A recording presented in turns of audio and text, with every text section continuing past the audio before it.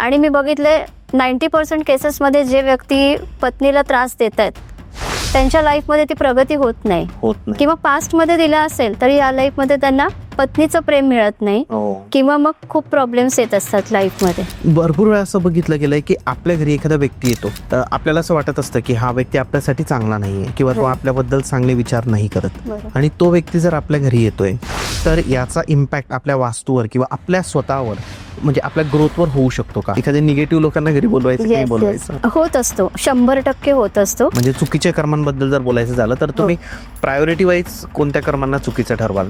मनुष्य असा एक प्राणी आहे जो सगळ्यात जास्त कर्म त्याच्या विचारातून करतो. म्हणजे काही वेळेला आपण समोरच्या व्यक्तीला ऍक्शन मधनं ते दाखवू शकत नाही, त्याच्याशी वाईट वागून दाखवू शकत नाही, पण मनामधनं त्या व्यक्तीबद्दल खूप वाईट विचार करणं किंवा कोणी आपल्याबद्दल काही वाईट केलंय तर त्याच्याबद्दल रिव्हेंजची भावना ठेवणं. सो जेव्हा व्यक्ती कुठलीही गोष्ट अनकंडिशनली करतो ना तेव्हा युनिव्हर्स त्याला फक्त देत राहतो. साईबाबांच्या स्टोरीमध्ये आपण बघतो की साईबाबा नेहमी घरोघरी भिक्षा मागायचे.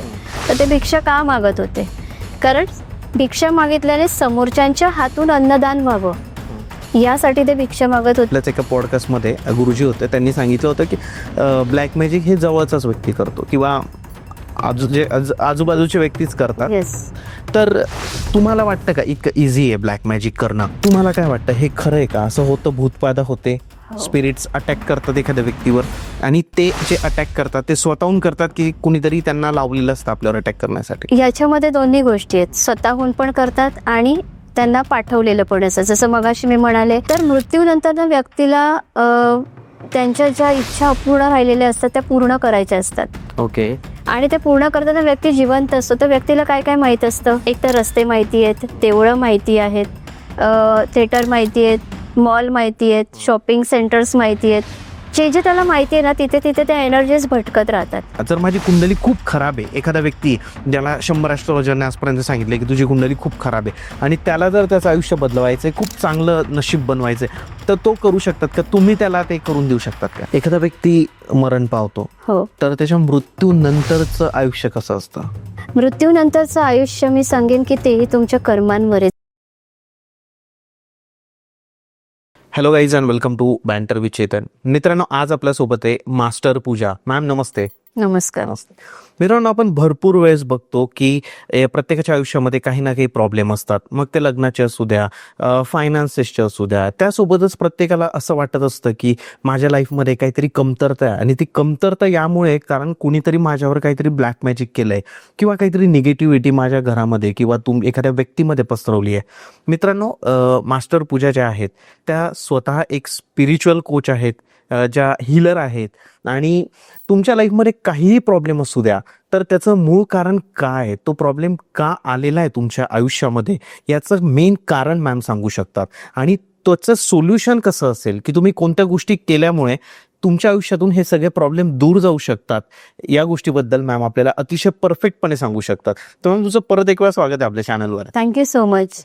मॅम, तुमच्याबद्दल थोडं सांगा की म्हणजे तुम्ही कोणकोणत्या गोष्टी करतात, प्रॅक्टिसेस कोणकोणत्या करतात? ॲक्च्युली अनेक वर्ष झाले, आज 15+ इयर्स झाले मी या क्षेत्रामध्ये आहे. ओके. आणि वेगवेगळ्या मोडॅलिटीज आहेत ज्या मी ट्रेनिंग देते. म्हणजे माझ्या स्वतःच्या पर्सनल ज्या काही साधना आहेत त्या वेगळ्या असतात, पण जे माझ्याकडे येतात, माझा क्लायंट बेस जो आहे, त्यांना वेगवेगळ्या प्रकारचे ट्रेनिंग्स, DNA ट्रान्सफॉर्मेशन, ऑरा, चक्र, आकाशिक रेकॉर्ड्स आणि अजून अशा अनेक वेगवेगळ्या मोडॅलिटीज आहेत. माइंडची सर्जरी आहे, कर्मा थिअरी आहे, असे ट्रेनिंग्स दिल्या जातात ऑनलाईन. आणि शिवाय कन्सल्टेशनही मी करते. ओके. जर बघायला गेलं मॅम, जसं मी इंट्रोडक्शनमध्ये पण बोललो की प्रॉब्लेम प्रत्येकाच्या आयुष्यात आहे, आज काही ना काही प्रॉब्लेम असतो. तर हे प्रॉब्लेम येण्यामागचं मूळ कारण काय आहे जर बघायला गेलं तर? कारण प्रत्येक व्यक्ती रडतोय मॅम कुठे ना कुठे. म्हणजे आज माझंही चॅनल मोठं आहे किंवा हे, पण आहे ना, मनात एक भीती असते कधीतरी चॅनलला काही इम्पॅक्ट नको व्हायला किंवा माझं फायनान्स खराब नको व्हायला. ही भीती काय आहे किंवा हे प्रॉब्लेमचं मूळ काय आहे? सगळ्यात आधी मी हे सांगेन की आपला मनुष्य जन्म ह्याची सुरुवात कुठून झाली की आपला सोल जेव्हा आपण या धर्तीवर आलो, या पृथ्वीवरती आलो, तेव्हा आपली जी सुरुवात झाली ही क्रिस्टल फॉर्म पासून आपली सुरुवात झाली आहे. क्रिस्टलमधनं आपलं इव्हॉल्युशन होत गेलं, आपण प्लांटमध्ये आलो, प्लांटमधनं आपण ॲनिमल प्राण्यांच्या योनीमधनं आलो आणि ॲनिमल या फॉर्ममधनं आपण नंतर मनुष्य योनीमध्ये आलो. जसं आपल्याला म्हटलं जातं की 84 लक्ष योनी आपण फिरतो, पण त्या कशा फिरतो तर अशा प्रकारे. आता मनुष्य जन्मामध्ये आल्यानंतर आपल्याला एक पॉइंट ॲड ऑन झाला, जे म्हणजे कॉन्शियस माइंड, ज्याला आपण चेतन मन म्हणतो. आणि या चेतन मनामध्ये तर्क वितर्क करण्याची शक्ती आहे की ही गोष्ट आपण करायची की नाही, करूया की नको. हे आपण अनेक प्रश्न, द्विधा मनस्थिती जी येते ती आपल्या या चेतन मनामध्ये असते. शिवाय अनेक जन्माच्या ज्या सगळ्या मेमरीज आहेत त्या आपल्या सबकॉन्शियस माइंड मध्ये स्टोर आहेत, अंतर्मन ज्याला आपण म्हणतो. बरोबर आहे. तर आपण आपल्या या जगामध्ये आपल्याला सस्टेन करण्यासाठी, इथे आपल्याला एक प्रवास करण्यासाठी रोजच्या जीवनामध्ये आपण अनेक वेगवेगळ्या प्रकारची कर्म करतोय. म्हणजे अगदी सकाळी उठल्यापासून रात्री झोपेपर्यंत प्रत्येक विचार करण्यापासून आपण ज्या ऍक्शन्स करतोय ही आपली कर्म आहेत. आणि ह्या कर्मांमध्ये कधी कधी चांगल्या गोष्टी केल्या जातात, कधी कधी वाईट गोष्टी केल्या जातात आपल्या हातून. बरोबर. काही मुद्दाम केल्या जातात, काही नकळतपणे होतात, काही स्वतःच्या स्वार्थासाठी केल्या जातात. मग तिथे काय होतं, तिथे आपण ज्या काही नकारात्मक गोष्टी करतोय, ज्या नकारात्मक ऍक्शन्स घेतोय, इथे आपला एक कर्म ज्याला म्हणतो आपण, ही एक कर्म डेस्टिनी आपली तयार होते. ज्या आपण डेस्टिनीचेही आपले पार्ट आहेत. तुमचं पाप आणि तुमचं पुण्य याचं जे माप घेतलं जातं, तिथे मेन आहे तुमची कर्मांची डेस्टिनी. ती निवडलेली आहे आणि त्या डेस्टिनीनुसारच आपलं लाईफ चालत असतं. त्यामुळे आज आपल्या लाईफमध्ये जे पण अप्स डाऊन्स आहे, जे काही आपल्याला कोणाला खूप अगदी त्या व्यक्तीची प्रगती होत आहे आणि एखादा व्यक्ती प्रगतीवरून खाली घसरत आहे, यामध्ये सुद्धा कुठेतरी त्याच्या पास्ट लाईफची कर्म आलेली आहेत. त्यामुळे आज आपल्या जीवनात जे पण होत आहे, हेल्थ इश्यूज येत आहेत, वैवाहिक जीवनामध्ये इश्यूज येत आहेत, संतती सुखामध्ये इश्यूज येत आहेत, कोणाचे सर्जरीज होत आहेत, कोणी एडिक्टेड आहे, वेगवेगळ्या त्रासांमधनं व्यक्ती जातोय. तर हे का आहे, कारण इथे कुठेतरी तुमची कर्मा डेस्टिनी काम करते आणि तिला सुधारवणं, तिला हील करणं हा आपला प्रमुख हेतू आहे. पण आपण बाहेरील सोर्सेस खूप काही करत असतो.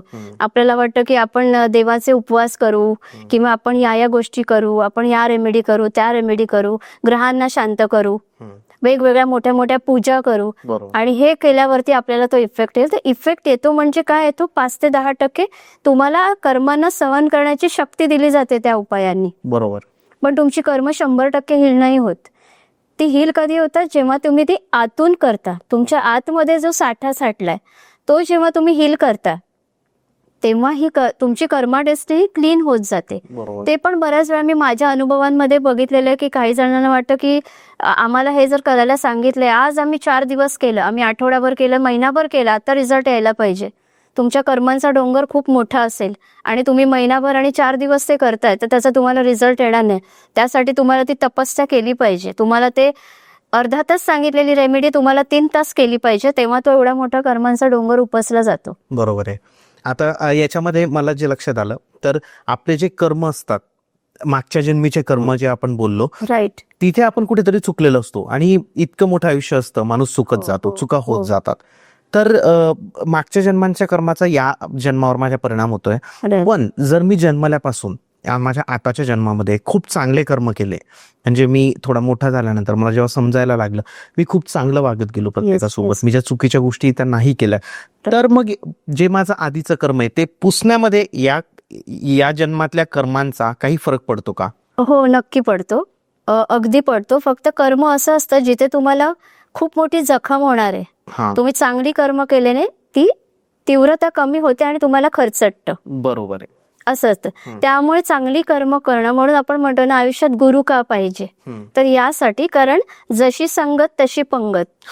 तुम्ही संतांच्या संगतीमध्ये, संत म्हणजे खरे संत, तर त्यांच्या विचारांमधना, त्यांच्या ऑरामधना, त्यांच्या ज्ञानामधना तुम्ही जे काही अचीव करता, त्यामुळे तुमच्या मनावर तो परिणाम होतो की नाही, ही गोष्ट करणं आपल्याला भाग आहे, हे आपण केलं तर आपल्या जीवनात तो सुधार होईल. आणि जसं जसं आपण सवयी बदलतो तसं तसं तुमच्या माइंडच्या हॅबिट्स चेंज होतात.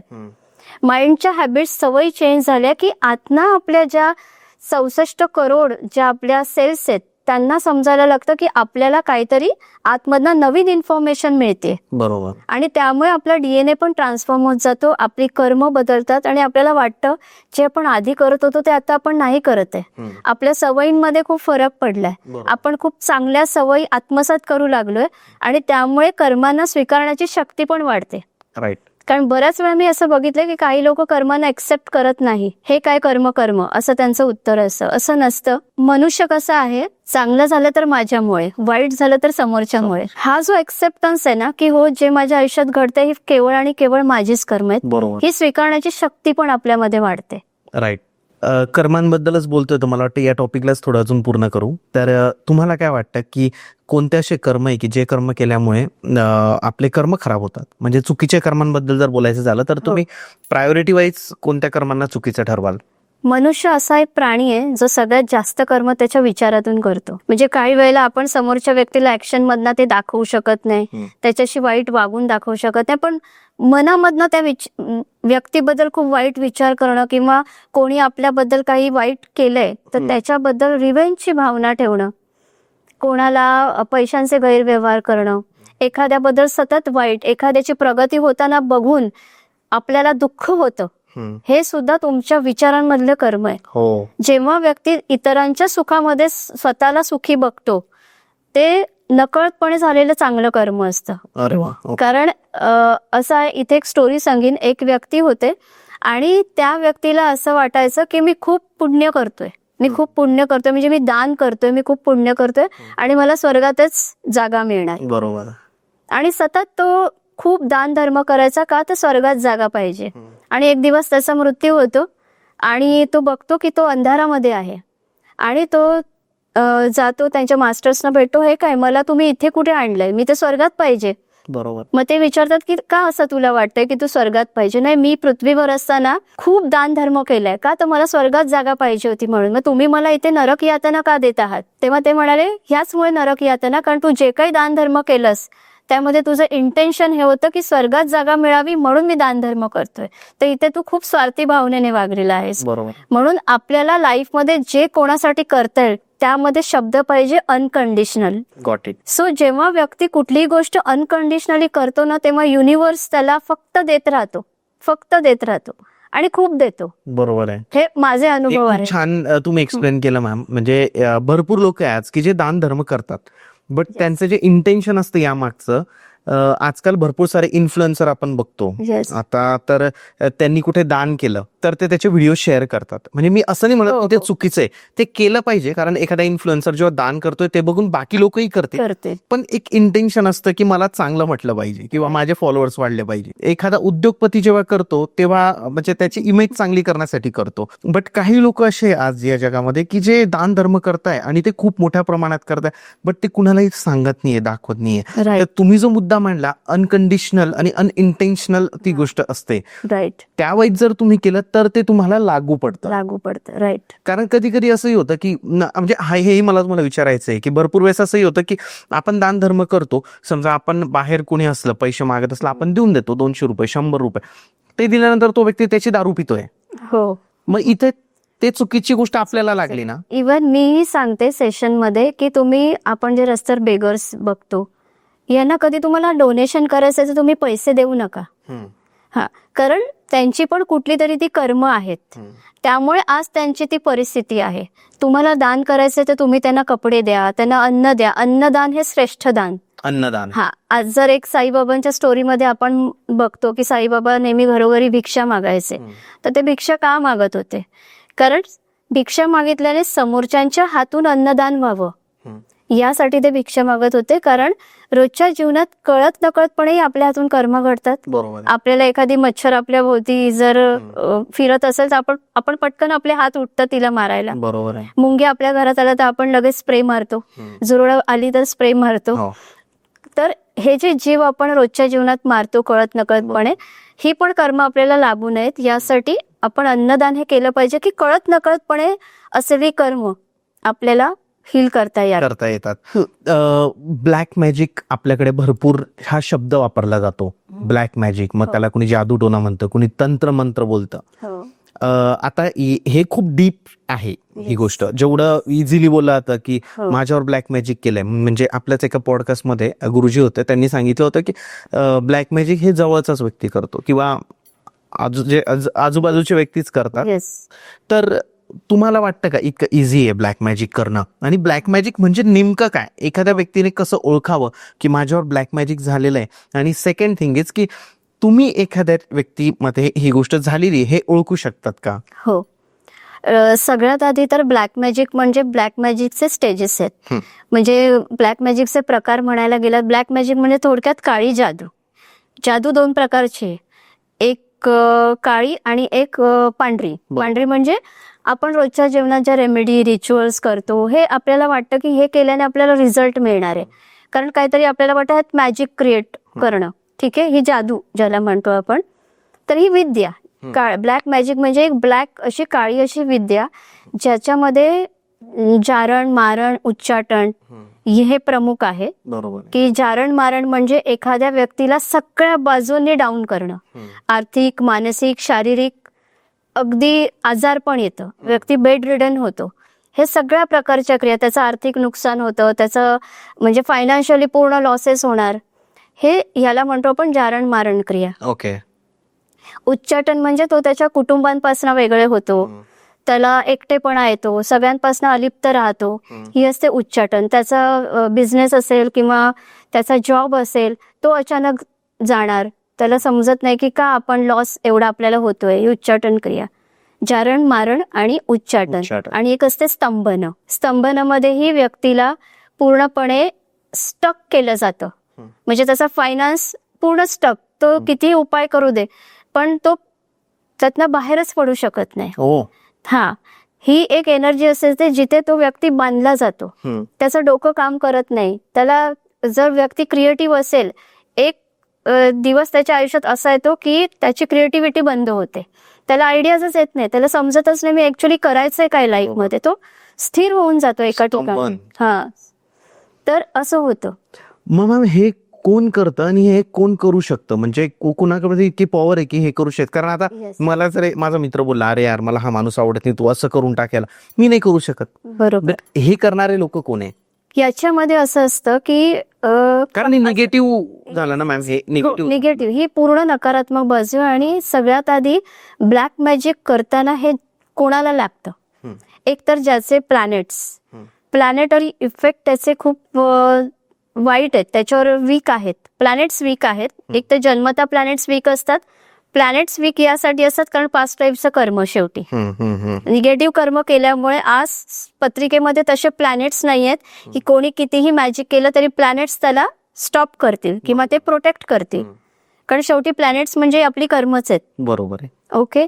त्यानंतर आपल्या अवतीभोवती वावरणारी लोक जी आपल्याला ओळखतायत, जी आपलं चांगलं बघू शकत नाहीयेत. तर माझ्याकडे अशा कितीतरी केसेस येतात जिथे डिवोर्स केसेस आहेत. हजबंड वाईफवर काहीतरी मॅजिक करत आहे किंवा वाईफ हजबंडवर करत आहे का डिवोर्स द्यावा किंवा डिवोर्स देऊ नये यासाठी, किंवा भरपूर पैसे मिळावे यासाठी. बिझनेसमध्ये एकमेकांवर केलं जातं, पार्टनरशिप असेल किंवा कॉम्पिटिटर्स असतील, कॉम्पिटिटर्स करतात, हे करतात की त्याची एनर्जी स्टक करतात. मग आपण म्हणतो व्यक्तीला एकदम बिझनेसमध्ये लॉस यायला लागला, कशामुळे? तर हे केलं जातं. काही घरांमध्ये त्या पूर्ण फॅमिलीची जो आनंद आहे तो एखाद्याला सहन होत नाही, मग हे कोणीही कोणावर करतं, पण ज्याच्यावर केलं जातं त्याला ते लागतंय, म्हणजे कुठेतरी त्याच्या ऑरामध्ये तो फॉल्ट आहे. नाहीतर असं आपण म्हणतो आज कितीतरी श्रीमंत व्यक्ती जगात आहेत, त्यांच्यावरही कोणी उठसूट ब्लॅक मॅजिक केलं असतं. हा, पण हे का त्यांना लागत नाहीये? कारण त्यांनी त्यांच्या ऑराला तसं प्रोटेक्ट केलंय, त्यांचा ऑरा तितका पॉवरफुल आहे. आणि शिवाय कुठेतरी कर्मांचं देणं घेणं नाहीये, हे पण असतं. तर जिथे कर्मांचं देणं घेणं तिथे त्या व्यक्तीला ब्लॅक मॅजिकचा इफेक्ट होतो. बऱ्याच वेळेला जेव्हा कन्सल्टेशन मध्ये व्यक्ती येतात, काही व्यक्ती मला स्वतःहून समोर विचारतात, तुम्हाला मॅडम दिसते का आमच्या ब्लॅक मॅजिक? आम्हाला वाटतं आहे, तुम्ही सांगा. तर कधी कधी व्यक्तीला सगळं काही वाईट व्हायला लागल्यावरही हे वाटतं की आमच्यावर काहीतरी कोणीतरी केलेलं आहे. पण ते प्रत्येक वेळी तसंच असतं असं नाही. तुमचे पास्टची काही कर्म असतात, ती पण त्यावेळेला प्रारब्धामध्ये आलेली असतात आणि म्हणून तुम्हाला तो रिझल्ट येतोय. तर मी तेव्हा हे सांगते की असं नसतं की प्रत्येक वेळी तुमच्यावर ब्लॅक मॅजिकच केलेलं आहे, बरोबर. असं नसतं. कारण ब्लॅक मॅजिकचा जो इफेक्ट आहे ना, हा प्रचंड वाईट मी बघितलाय. काही अनुभव देता येईल मॅम? माझ्याकडे एक केस होती, ज्यांच्या असंच होतं, डिवोर्स केस होती, आणि वाईफ त्या हजबंडवरती खूप वेगवेगळे म्हणजे अगदी या सगळ्या क्रिया केलेल्या होत्या. त्यांच्या बिझनेसमध्ये प्रगती नाही, त्यांचा फायनान्स स्टक झालेला, प्रचंड मानसिक त्रासामध्ये, फॅमिली मेंबर घरात आजारपण येऊ लागलं, हे सगळं होत होतं. आणि त्यांना लिटरली झोपेमध्ये त्रास व्हायचा. म्हणजे ते झोपल्यावर त्यांच्या बाजूला कोणीतरी एक निगेटिव्ह स्पिरिट, फिमेल एनर्जी त्यांनी बघितली आहे बाजूला. ओके. शिवाय त्यांचं कबड बंद असल्यावर त्या कबडमधले हँगर हलताना आवाज यायचा, त्यांची चेअर हलताना आवाज यायचा, त्यांना अंगाला स्पर्श करून कोणीतरी उठवायचं, त्यांचे पाय खेचायचे, असे वेगवेगळे वाईट अनुभव त्यांना नेहमी यायचे. आणि आधीच ते डिप्रेशनमध्ये गेलेले की सगळं काम बंद आहे, बिझनेस लॉस आहे. शिवाय अशा प्रकारचे त्यांना खूप वाईट अनुभवातनं जावं लागलं त्या काळामध्ये. मग हळूहळू काही सोल्युशनद्वारे हे सगळं त्यांची स्पिरिट एनर्जी क्लिअर करून टाकली होती. ओके. आता असं कोणी व्यक्ती असेल जो आपला व्हिडिओ बघतोय आणि त्याला असं वाटत असेल की मला ब्लॅक मॅजिक केले माझ्यावर कोणीतरी, राईट. तर तो व्यक्ती जर तुमच्याकडे आला तर तुमची काय प्रोसेस असू शकते? म्हणजे तुम्ही त्याला त्या संकटातून बाहेर काढू शकतात का? कारण मॅम काय असतं ना, जेव्हा एखादा व्यक्ती खूप ग्रो करतोय तेव्हा खूप निगेटिव्ह लोक त्याच्या आजूबाजूला येऊ शकतात, आणि नजर जी म्हणतो आपण ते करू शकतात, भरपूर साऱ्या निगेटिव्ह प्रॅक्टिसेस करतात आणि त्याला खाली पाडायचा प्रयत्न करतात. आणि जेव्हा माणूस ग्रो करताना तो काही साधा सुद्धा ग्रो नसतो, खूप मेहनत असते त्याच्यामागे, आणि जेव्हा तो धपकन खाली येतो तेव्हा तो पूर्ण डाऊन होतो. असा व्यक्ती जर तुमच्याकडे आला तर त्याला तुम्ही कसं ट्रीट कराल? सगळ्यात आधी मी त्यांना सांगते की तुमच्यात पेशन्स पाहिजे. कारण जर तुमच्यावर काहीतरी असं निगेटिव्ह मॅजिक केलंय, त्याची तीव्रता इतकी आहे की मी कोणी अशी मॅजिशियन नाही की ती एका मिनिटात मीच सांगते की मी पण काहीतरी प्रोसेस करणार आहे, मी पण तुम्हाला काहीतरी एनर्जी लेवलवर अशा क्रिया सांगणार आहे की ज्याने तुम्हाला पेशन्सने ते करता आलं पाहिजे, स्टेप बाय स्टेप. ओके. आणि काही वेळेला मॅजिक इतकं निगेटिव्ह असतं की ते पटकन उतरतानाही व्यक्तीला धोका असतो. कारण हळूहळू त्याचे एक एक आतमध्ये ऑराचे लेयर्स खूप स्टक होत गेलेले असतात. बरोबर आहे. त्यामुळे ते उतरतानाही एनर्जी जशी गेली तशी रिव्हर्स खाली आली पाहिजे, असं असतं. त्या स्टेजेस आहेत. त्यामुळे ब्लॅक मॅजिक झालंय आणि त्याचा रूट कॉज काय आहे, कशामुळे झालंय, हे आकाशिक रेकॉर्ड्सद्वारे मी सांगते. म्हणजे तुम्हाला मॅम त्याच्या म्हणजे आकाशिक रेकॉर्ड बद्दल जर आपलं बोलायचं झालं तर तुम्ही त्याच्या आधीच्या जन्मांमध्ये त्याचे काय चुकीचे कर्म होते किंवा काय झालेलं होतं ते तुम्ही चेक करतात, म्हणून त्याच्यावर आज हे जे तो फेस करतोय हे झालेलं असतं, हे ऍक्च्युअल कनेक्शन असतं. राईट. आधीच्या जन्मात मी बऱ्याच माझ्या केसेसमध्ये बघितलंय, कन्सल्टेशनमध्ये, की मी बघितलंय की त्या व्यक्तीने स्वतः तंत्र केलेले आहेत. आता एक अशी केस आली होती की ज्या लेडीला सतत आहे ना अवतीभोवती सोल्स दिसायचे किंवा त्यांना फेसेस दिसायचे, कोणी हात लावायचे, आणि तेव्हा त्यांनी हे सांगितलेलं की मला सतत मॅडम असे ना दिसत राहतात, तर मला माहित नाही हे काय आहे. बरोबर. आणि तेव्हा मी बघितलेलं की त्यांनी बरंच तंत्रविद्येमध्ये प्रावीण्य मिळवलेलं आणि अघोर तंत्र केलेलं होतं. म्हणजे एखाद्याचं वाईट कराय केलं असेल त्यांनी ना. हो, इव्हन त्या स्पिरिट्सना बाइंड करून ठेवलेलं त्यांनी, कामं स्वतःची करण्यासाठी. बरोबर. कारण बऱ्याच वेळेला स्मशान साधना केली जाते, ज्या साधनेमध्ये जळत्या जे ताजं प्रेत असतं त्याचं मांस खावं लागतं त्यांना. त्याचप्रमाणे जेव्हा व्यक्तीची डेथ होते आणि ते जेव्हा त्यांचं शरीर दहन केलं जातं, लोक निघून जातात, तर सोल जो असतो तो काही काळ तिथे असतो आणि ह्या अशा आत्म्यांना पकडलं जातं. तर हे अघोर साधना करणारे असतात, हे अशा सोल्सना पकडतात आणि त्यांना काम करायला पाठवतात. ओके. आणि हे पूर्ण यांच्या कंट्रोलमध्ये असतात.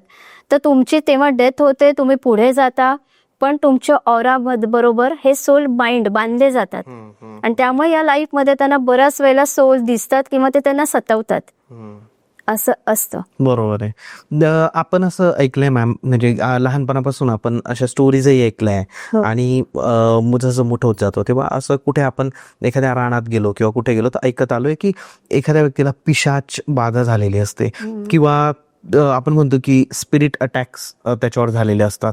तर तुम्हाला काय वाटतं, हे खरं आहे का? असं होतं, भूतबाधा होते? स्पिरिट्स अटॅक करतात एखाद्या व्यक्तीवर, आणि ते जे अटॅक करतात ते स्वतःहून करतात की कुणीतरी त्यांना लावलेलं असतं आपल्यावर अटॅक करण्यासाठी? याच्यामध्ये दोन्ही गोष्टी आहेत, स्वतःहून पण करतात आणि त्यांना पाठवलेलं पण असं. जसं मगाशी मी म्हणाले की असे काही अघोर तंत्राद्वारे त्यांना सोडलं जातं.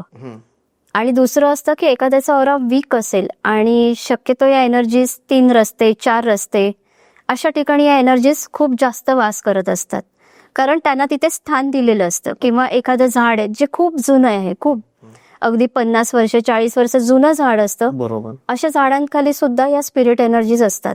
मॉलमध्ये असतात, मॉल्स मध्ये, थिएटर्स मध्ये असतात. याचं कारण काय मॅम, मॉल्स आणि थिएटर मध्ये? थिएटर मध्ये असतात कारण कसं असतं, जेव्हा एखादा व्यक्ती हे जग सोडून जातो आणि त्या व्यक्तीच्या खूप डिझायर्स अपूर्ण राहिलेले आहेत, जे त्याला नाही करता आलं, ऍक्सिडेंटली गेलं, त्याला माहित पण नसतं की पुढे काय होणार आहे. तर आणि त्या व्यक्तीच्या ज्या राहिलेल्या इच्छा असतात ना, एखाद्या सोलला मूवी बघायला खूप आवडते, मॉलमध्ये फिरायला आवडते, आणि कमी वयात मृत्यू झालाय अकस्मात ज्याला म्हणतो, तर यांचे सोल भटकत राहतात. इव्हन मी ते सांगेन देवळामध्ये सुद्धा बसलेले असतात. देवळामध्ये बसलेले काही सोल असे असतात ज्याने आयुष्यभर ते सगळं केलंय. कारण बऱ्याच वेळेला असं होतं, जेव्हा मी मीडियमशिपच्या केसेसमध्ये गेलेल्या सोलशीही कम्युनिकेट केलेलं आहे, त्यांच्याकडनं बरीच इन्फॉर्मेशन मी घेतली की त्यांचं काय लाईफ आहे. तर मृत्यूनंतर व्यक्तीला त्यांच्या ज्या इच्छा अपूर्ण राहिलेल्या असतात त्या पूर्ण करायच्या असतात. ओके. आणि ते पूर्ण करताना व्यक्ती जिवंत असतो. तर व्यक्तीला काय काय माहित असतं, एक तर रस्ते माहिती आहेत, देवळं माहिती आहेत, थिएटर माहिती आहेत, मॉल माहिती आहेत, शॉपिंग सेंटर्स माहिती आहेत. जे त्याला माहिती आहे ना, तिथे त्या एनर्जीज भटकत राहतात. मृत्यूनंतर पण व्यक्तीला 72 तासाची वेळ दिलेली असते की त्याला गतीला जायचंय, पुढच्या प्रवासाला जायचं असतं. पण काही वेळेला सोल्स आहेत ना थांबत नाही, म्हणजे त्यांना जायचं नसतं, त्यांना थांबायचं असतं. त्यांना वाटतं की नाही ते ऍक्सेप्ट करत नाही डेथला, त्यामुळे ते थांबतात आणि मग त्या एका पिरियड नंतर ते अडकतात तिकडे. आणि अडकल्यावर ते काय करणार, भटकत राहणार. मग कधी कधी ज्यांचा ऑरा वीक असतो ना, स्वतःच्या डिझायर कम्प्लीट करण्यासाठी अशा लोकांना ते अटॅक करतात. ओके, बरोबर आहे, ज्याला आपण स्पिरिट अटॅक म्हणतो. तर अशा केसेस मी कितीतरी अशा केसेस सॉल्व्ह पण केल्यात की ज्याच्यामध्ये स्पिरिट अटॅक्स झालेले आहेत. शिवाय एका व्यक्तीमध्ये 4-4, 5-5 सोल्स पण असतात. कारण एक येऊन बसतं, त्याला वाटतं ओके आपण यांच्यामध्ये कम्फर्टेबल आहे. अशा वेळी व्यक्ती उगाच आजारी पडतो, त्याला कळत नाही, त्याला अस्वस्थपणा येतो, त्याचं डोकं काम नाही करत, त्याला समजत नाही, दिवसभर लोळत राहणार, त्याला म्हणजे काम करायचा कंटाळा, जर लहान मुलं असेल शाळेत जायचा कंटाळा, वरच्यावर आजारी पडत राहणार, समजत नाही. डॉक्टरकडे गेले, रिपोर्ट काढले तरी रिपोर्ट सगळे नॉर्मल. बरोबर. मग एक्झॅक्टली व्यक्तीला झालंय काय. मग बऱ्याच वेळेला मानसिक आजारांची नावं दिली जातात आणि मग औषधं घेऊन व्यक्ती झोपून राहतो. बरोबर आहे. पण कुठेतरी ही एनर्जी काम करते आणि एक आत्मा, जर एक स्पिरिट त्या व्यक्तीच्या ऑरामध्ये आहे, दुसऱ्याला तो म्हणतो की ओके मी तर इथे मस्त कम्फर्टेबल राहतोय, दुसराही अटॅक करतो, तिसराही अटॅक करतो. मग काही वेळेला अशाही मी केसेस पाहिल्यात की नंतर त्या काढणं कठीण होतं, कारण अनेक वर्ष, कारण काही लोक या गोष्टींना, कारण बघा इथे विज्ञान शोध नाही घेऊ शकत काही गोष्टींचा, ज्या ऊर्जेवर आहेत, एनर्जीवर आहेत, जिथे आपण त्यांना त्या एक्सपिरियन्सद्वारे कळतात, अनुभवाने कळतात, त्या अशा दाखवता नाही येऊ शकत. बरोबर आहे. काही वेळेला या ज्या एनर्जीज असतात ह्या व्यक्ती कधी कधी त्या व्यक्तीच्या ऑरामध्ये इतक्या मुरून जातात की तो स्वतःची पर्सनॅलिटी गमावून बसतो, असं होतं. आणि तो पूर्णपणे स्वतः तीच पर्सनॅलिटी बनतो. मग त्याला माहित असतं मी कोण आहे, त्याच्यावर पूर्णपणे त्यांचा कंट्रोल येतो. एकदा असंच माझं सेशन सुरू होतं कन्सल्टेशनचं, ऑनलाईनच, आणि पूर्ण फॅमिली बसली होती, भाऊ, आई, वडील, आणि एक स्त्री होती जी ऑलरेडी तिचाच विचारायचा होता प्रश्न त्यांना, आणि त्या सोफ्यावर बसल्या होत्या. ते जसे मला क्वेश्चन विचारायला सुरू केलं आणि जसं मी काही गोष्टी सांगितल्या, त्यांना वाटलेलं की मानसिक आजार आहे. मग मी त्यांना सांगितलं की तुमच्याच घरातले एक ॲन्सेस्टर, एक पित्र आहे ज्यांनी आत्महत्या केली आहे, तर सांगा तुमच्या जवळची व्यक्ती ज्यांनी आत्महत्या केली. त्यावेळेला त्यांना आठवत पण नव्हतं कोण. नंतर त्यांना आठवलं की हो हे तर माझे सख्खे काकाच होते. म्हटलं त्यांचा ॲन्सेस्टर ह्यांच्यामध्ये आहे, अनेक वर्ष आहे. असं सांगितल्यावर ते शिव्या घालायला लागलं, म्हणजे त्या शिव्या घालायला लागल्या सगळ्यांना. तर त्या बोले की बघा मॅडम किती घाणेरड्या शिवाय ह्या अशा रोज घालत असते ही आम्हाला शिव्या. तर हे असं होतं. तर काही वेळेला आता मी म्हटलं त्यांना बोलू नका, कारण त्या स्वतःची पर्सनॅलिटी विसरलेत. तो व्यक्ती तो नाहीच आहे, तो जो नव्हते, आहे. त्या हसत बसतात, त्या एकट्याच बोलत बसतात, असं सतत हा, त्यांना माहित नाही की काय चांगलं काय वाईट. बरोबर आहे. ते पूर्णपणे कंट्रोल त्या एनर्जीचा त्यांच्यावर प्रभाव केलेला असतो. करेक्ट. मग या केसेसमध्ये आपण जेव्हा दुर्लक्ष करतो, विश्वास नाही ठेवत, तेव्हा हे असं वाढत जातं. येस. मॅम, जसं तुम्ही सांगितलं की कोणत्या प्रकारे एखादं म्हणजे भूत वगैरे किंवा पिशाच आपण ज्याबद्दल हो. बोलत होतो, तर एखाद्या व्यक्तीमध्ये जाऊ शकतं. तर असं तुम्ही असं कोणती केस तुमच्याकडे आली का आजपर्यंत की ज्यामध्ये असा सोल होता, निगेटिव्ह सोल होता आणि त्याला तुम्ही बाहेर काढलं?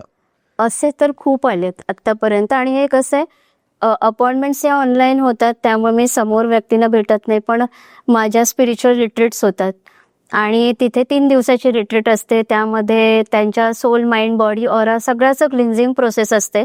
इवन पास्ट लाईफच्याही काही मेमरीज, निगेटिव्ह या लाईफच्या मेमरीज सगळ्या तिथे हील केल्या जातात आणि अशा निगेटिव्ह जे एनर्जीज असतात जे तिथे स्वतःहून बाहेर येतात. ओके. हे होत असतं. तर हे असं बरेच आतापर्यंत केसेस झालेत. पण जसं मगाशी तुम्ही एक क्वेश्चन विचारलं की असं सोडतात सुद्धा का, तर तसा एक अनुभव मी इथे शेअर करीन की एक क्लायंट होते ज्यांच्यावर अशीच निगेटिव्ह एनर्जी सोडलेली होती आणि ती यक्षिणीची एनर्जी होती. घरामध्ये प्रचंड त्रास, तसंच आजारपण, मानसिक त्रास, पैसा बंद, बिझनेसमध्ये लॉस, खूप निगेटिव्ह झोनमधनं ते जात होते. आणि तेव्हा मी आधी फार पूर्वी मी तेव्हा हवन क्रिया करायचे, महाकालीचे हवन क्रिया. कारण या केसेसमध्ये गॉडेस महाकालीच्या एनर्जीशी चॅनल होऊन मी या गोष्टी करते.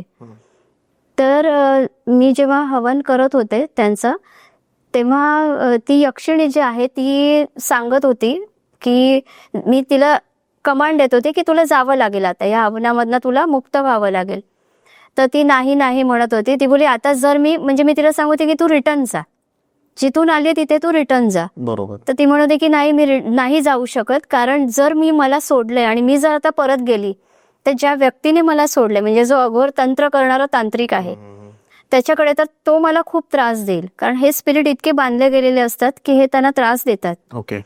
तर मी नाही जाऊ शकत. त्यापेक्षा कारण त्यांना कळत असतं की जरी मी बसलीये, मी तिच्याशी बोलते, तरी चॅनल कोण आहे की गॉडेस महाकाली, जिच्या हातात हे सगळ्यांचा कंट्रोल आहे या पिशाच्या बाधेचा. तर देवीला ती प्रार्थना करत होती की त्यापेक्षा तू मला मुक्ती दे, मला ते जास्त आवडेल. मग देवीने तिच्याकडनं 3 वेळा वचन घेतलं आणि वचन दिल्यानंतर ती बोली की मी हो जाईन, मला तू मुक्ती दे, पण मी परत नाही जाऊ शकत, कारण मला तसा कामानेच सोडलेलं आहे. आणि ह्यांना पूर्ण रस्त्यावर आणण्यासाठी मला सोडले, रस्ता तळाला आणण्यासाठी मला सोडलेले. आणि मग तेव्हा मी ज्या क्रिया केल्या त्याच्यामध्ये एक एक अंग तिचं कापावं लागलं. त्या यक्षिणीचे एनर्जी लेवल केलं जातं. येस. म्हणजे तशा प्रकारचं ते चॅनलिंग मध्ये देवी जसं गाईड करते तसं त्या क्रिया मी केल्या आणि एक एक अंग हे केलं आणि तेव्हा ती पूर्ण क्लिअर झाली. त्यानंतर त्यांना घरात होणारा जो भास, आवाज, जे काही त्रास ते कमी होत गेले. ओके. खूप इंटरेस्टिंग आहे मॅम गोष्टी, नाही का? एखाद्याचं लाईफ किती डेंजर होऊ शकते या गोष्टी. हल्ली जेव्हा मी आज अनेक वर्ष मी हे करते, आज मी लोकांचे इतके प्रॉब्लेम्स ऐकते की खरं म्हणायला गेलं तर की माझंही काही आयुष्य आहे हे मी पूर्ण विसरलीये. कारण मी रोज नवीन आयुष्य बघतीये, अनेक लोकांचे नवीन आयुष्य बघते, तेव्हा असं वाटतं की परमेश्वरा, लोक किती त्रासात आहेत. बरोबर आहे. आणि माझ्या प्रार्थनेत मी कधी स्वतःसाठी नसतेच, प्रार्थना ही सगळ्यांसाठीच असते. कारण मी बघते की आज किती त्रासात आहेत प्रत्येक प्रॉब्लेम मध्ये खूप जास्त. राईट. मला या रिलेटेड किंवा म्हणजे असाच प्रश्न होता मॅम की भरपूर वेळा असं बघितलं गेलंय की आपल्या घरी एखादा व्यक्ती येतो किंवा आपण असं समजू शकतो की आपल्याला असं वाटत असतं की हा व्यक्ती आपल्यासाठी चांगला नाहीये किंवा तो आपल्याबद्दल चांगले विचार नाही करत,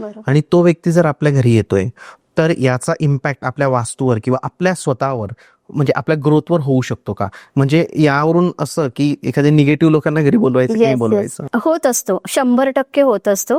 कारण अशा गोष्टी होतात. काही एव्हिल ज्याला म्हणतो, की काहींच्या मनामध्ये खूप एक कपट असतं. हा. आणि इथेही मी शेवटी सांगेन की समोरचा व्यक्ती आज जर तुमचा राग करतोय, तुमचा द्वेष करतोय, तुमच्याशी कॉम्पिटिशन लावतोय, तर ते कर्म तुमच्या आत आहे. इथेही मी समोरच्यावर ब्लेम नाही करत, का कुठेतरी ते कर्म घेऊन आपण फिरतोय. मग ते कर्म घेऊन जगात आज तुम्ही त्या व्यक्तीला लांब करून टाकाल, असे 10 व्यक्ती तुम्हाला 10 ठिकाणी भेटतील, कारण कर्म घेऊन आपण फिरतोय. सो त्यामुळे मी सांगते की समोरच्याला बदलायला जाऊ नका, तुमच्या आतमधनं सगळे चेंजेस करा. तुम्ही स्वतःला इतकं हील करा की असं समोरनं कोणी तुमच्याबद्दल विचारही करणार नाही आणि वागणारही नाही. ते हील कसं करायचं? ते हील करायच्या काही प्रॅक्टिसेस असतात ज्या मी ट्रेनिंग देते. ओके. आणि त्या प्रॅक्टिसेस जर एखाद्या व्यक्तीने प्रामाणिकपणे स्वतःवर केल्या, रोजच्या जीवनात ज्याप्रमाणे आपलं दैनंदिनी असते त्याप्रमाणेच ते आवर्जून केलं तर 100% व्यक्तीच्या जीवनात बदल होऊ शकतो. होऊ शकतो. करेक्ट. काय होतं ना मॅम, भरपूर वेळा आता आपण ऍस्ट्रॉलॉजी बद्दल पॉडकास्ट करतो, हिलिंग बद्दल करतो, पास्ट लाईफ बद्दल करतो. हो. लोक काय करतात ना, बघतात, ठीक आहे, कारण ऍस्ट्रॉलॉजीचे भरपूर साऱ्या रेमेडीज आहेत, Right. जे गुरुजी Right. किंवा मॅम Right. येतात तेच देतात. पण लोकांना इन्स्टंट बेनिफिट हवाय की आज जर मी कोणती रेमेडी करतोय तर मला उद्या त्याचा फरक पाहिजे. बट प्रॅक्टिकली पण ते पॉसिबल नाहीये. तुम्हाला एक काही दिवसांचा एक पार्ट असतो Yes. आणि त्यावेळीच आपल्याला त्याचे बेनिफिट मिळत जातात. जसं क्रिकेटर, जर आपण विराट कोहली पकडत, मी सचिन तेंडुलकर, सुरुवातीला जेव्हा त्यांनी बॅट हातात पकडली पहिल्याच दिवशी ते इंटरनॅशनल क्रिकेट नाही खेळले. त्यांनी एक प्रोसेस फॉलो केली, काही वर्ष त्यांनी दिले क्रिकेटला, त्यानंतर त्यांना ते मिळालं. तर या गोष्टींमध्ये पण तीच गोष्ट आहे. आणि सगळ्यात इम्पॉर्टंट मला वाटतं की मेहनत नका सोडू तुमची. काही लोक असे म्हणतात की मला करोडो रुपये आजच्या आज पाहिजे, ऍस्ट्रॉलॉजी केलं किंवा मी आकाशिक केलं तर मला मिळून जाते. राईट. मेहनत तुमची पाहिजेच त्याच्यामध्ये. राईट. लोक मेहनत सोडून मग फक्त याही गोष्टींकडे जातात, तेही थोडा चुकीचा पार्ट. आणि मी हे नेहमी सांगते की एका रात्रीत कोणी करोडपती नाही बनू शकत. हा, बनणारा बनतो, पण केव्हा, हे पण त्याचा कर्माचा पार्ट आहे. की आपण बघतो की आज एका ठिकाणी काम करणारा, हॉस्पिटलमध्ये एक फरशी साफ करणारा जो आहे तो एका रात्रीत करोडची लॉटरी लागून करोडपती होतोय. बरोबर. आज ट्रेनमध्ये गाऊन जी बेगर होती ती अचानक करोडपती होऊन एक सिंगर झाली. हे आपण बघतो. हा पण इथे कर्मांचा पार्ट आहे. तुम्हाला फळ मिळतं, पण आतना तुम्ही स्वतःशी जास्त प्रामाणिक असणं गरजेचं आहे. राईट. नाहीतर बऱ्याच वेळेला असंही होतं, दैव देतं आणि कर्म नेतं. हे पण आपण ऐकतोय. असं म्हणजे मग ते अशा लोकांसाठी असेल की एखाद्याची कुंडली खूप स्ट्रॉंग असते, राजयोग वर राजयोग असतात, Yes. बट तो लाईफ मध्ये काहीच करू शकत नाही. त्याचं कारण की त्याचे कर्म खराब आहे. कर्म खराब आहेत. राईट. राईट. कुंडलीवरूनच मला आठवलं मॅम की एक विचारायचं होतं तुम्हाला की कुंडली म्हणजे आपला एक स्क्रीनशॉट आहे. ज्यावेळेस आपण जन्माला येतो त्यावेळेस जे ग्रह तारे असतात त्यावेळीच आपली कुंडली ठरली जाते. राईट. बरोबर आहे. हो. तर कुंडली बदलू नाही शकत. मग नशीब, आपलं जे कुंडली आहे त्याच्यावरूनच आपलं नशीब ठरतं. मग नशीब बदलवता येईल का मला? जर माझी कुंडली खूप खराब आहे, एखादा व्यक्ती ज्याला 100 ऍस्ट्रॉलॉजरने आजपर्यंत सांगितले की तुझी कुंडली खूप खराब आहे आणि त्याला जर त्याचं आयुष्य बदलवायचंय, खूप चांगलं नशीब बनवायचंय, तर तो करू शकतात का? तुम्ही त्याला ते करून देऊ शकतात का? म्हणजे मी नेहमी सांगते की आपल्याला परमात्म्याने इथे येताना एक खूप चांगलं गिफ्ट दिलंय. परमात्म्याने आपली कुंडली लिहिली नाहीये किंवा परमात्म्याने आपली डेस्टिनी बनवलेली नाहीये. आपलं भाग्य हे आपण स्वतः निवडलेलं आहे. आणि भाग्य म्हणजे काय, आपल्या मृत्यूनंतर आपण आपल्या पुन्हा जन्म घेण्याच्या आधी एक सोल कॉन्ट्रॅक्ट बनवतो. अनेक वर्ष जे सोल कॉन्ट्रॅक्ट बनवतो आणि कितीतरी वेगवेगळे सोल प्लॅन आपले झालेले असतात रेडी. आणि एक प्लॅन घेऊन आपण ठरवतो की ओके, हीच ती तारीख, हीच ती वेळ आणि हेच ते आपलं लाईफ जे आपल्याला जगायचंय. ओके, बरोबर. आणि त्यानुसार आपण पॅरेंट्स पण निवडतो की मला जर हे कर्म नाही तर प्रत्येकाने चांदीचा चमचा किंवा सोन्याचा चमचा निवडला असता. आपण आपल्या कर्मानुसारच निवडतो की ठीक आहे, हे पॅरेंट्स मला पाहिजे. बरोबर. मुख्य म्हणजे एक आत्मा पहिल्यांदा स्वतःची आई निवडतो. आई निवडण्याचा हक्क पण त्या आत्म्याला असतो. तो आई निवडतो आणि सगळं प्लॅन करतो आणि त्या प्लॅन नुसार तो जो ती वेळ ठरवतो त्याच वेळेत तो जन्म घेतो. ओके. त्या वेळेमध्ये जन्म घेतल्यानंतर त्याचं लाईफ कसं राहील याच्यानुसारच त्याचा तो स्क्रीनशॉट बनलाय. ओके. ज्याला आपण कुंडली म्हणतो. कुंडली बोलतो. प्रत्येक प्लॅनेट चांगला आहे. इवन राहू केतूंना सगळे घाबरतात, शनीला सगळे घाबरतात. शनीची महादशा आली आता काय होईल, शनीची 7.5 आली आता काय होईल, काहीतरी रेमेडी, रत्न वगैरे हे सगळं असतं. तर मी सांगते की ते पण तुमच्या कर्मानुसारच तुम्हाला फळ देतं. राहूला सगळे घाबरतात. राहूच्या महादशेमध्ये रंकाचा राजाही बनतो एखाद्या व्यक्ती आणि राजाचा रंकही बनतो. कारण राहू तुम्हाला पास्ट लाईफ कर्माचं फळ देतो. केतू तुम्हाला स्पिरिच्युअल बनवतो, नाहीतर तो तुम्हाला सगळ्यांपासून अलिप्त करतो. प्रत्येक प्लॅनेटचे 2 साइड आहेत. बरोबर आहे. शुक्र म्हणजे स्त्री आहे. एक स्त्री तुमच्या आयुष्यात आली तर तुम्हाला राजाही बनवेल आणि एक आली तर रंकही बनवेल. मंगळ हा तुमची एनर्जी आहे. तुमचा मंगळ चांगला असेल तर तुम्ही एक आर्मी मॅन बनू शकता. तुमचा मंगळ वीक असेल तर तुम्ही अगदी एक बेड रिडन व्यक्ती बनू शकता आयुष्यभर. बरोबर. तर प्रत्येक प्लॅनेटच्या 2 बाजू आहेत. तसं शनीच्या बाबतीत सांगायचं झालं, जर तुमचा शनी खूप चांगला आणि स्ट्रॉंग आहे तर तुमचं प्रोफेशनमध्ये तुमचा कोणी हात नाही पकडू शकत, इतकं तुमचं प्रोफेशनल लाईफ खूप स्मूथ जातं. पण शनी निगेटिव्ह रोल प्ले करत असेल तुमच्याबरोबर तर तुम्ही काही करायला जा, तिथे तुम्हाला यशच नाही मिळणार. ऑब्स्टॅकल, कारण शनी न्यायाचा कारक आहे, शनी जज आहे. बरोबर आहे. असं आहे. तर प्रत्येक प्लॅनेटला हे काम दिलंय. म्हणून तुम्ही प्लॅनेटची रेमेडी जरी करत असाल, कारण कुठला ऍस्ट्रोलॉजर कधीही चुकीचा नाहीये. बरोबर. तो तुमची पत्रिका बघतोय आणि तुम्हाला सांगतोय ही रेमेडी करा, तुम्हाला वर्क करेल. पण तुमच्या कर्मांचं काय? आज आपल्याला सांगितलं की तुमची ही दशा सुरू आहे, तुम्ही हे करा. आपल्याला वाटतं चला 1 महिन्यात रिझल्ट येईल, 2 महिन्यात येईल.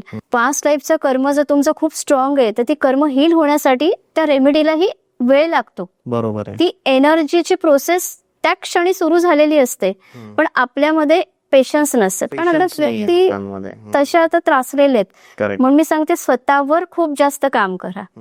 दिवसभर वेळ मिळत नाही, म्हणजे मोस्टली हे सांगणं असतं आमचा 8 तासाचा जॉब आहे, आपल्याला पाहिजे तर खूप काही आहे पण आपल्याकडे वेळ नाहीये. स्वतःसाठी 1 तास तर आपण देऊ शकतो. बरोबर. कितीतरी असे आहेत की मला सांगतात की आम्ही देवाचं इतकं करतो दिवस रात्र, तर आमच्या आयुष्यात असं का? तुमचे पाचशे कर्म आहेत शेवटी काही. म्हणून आकाशिक रेकॉर्ड आहे ना, आपल्याला हेल्प करतं.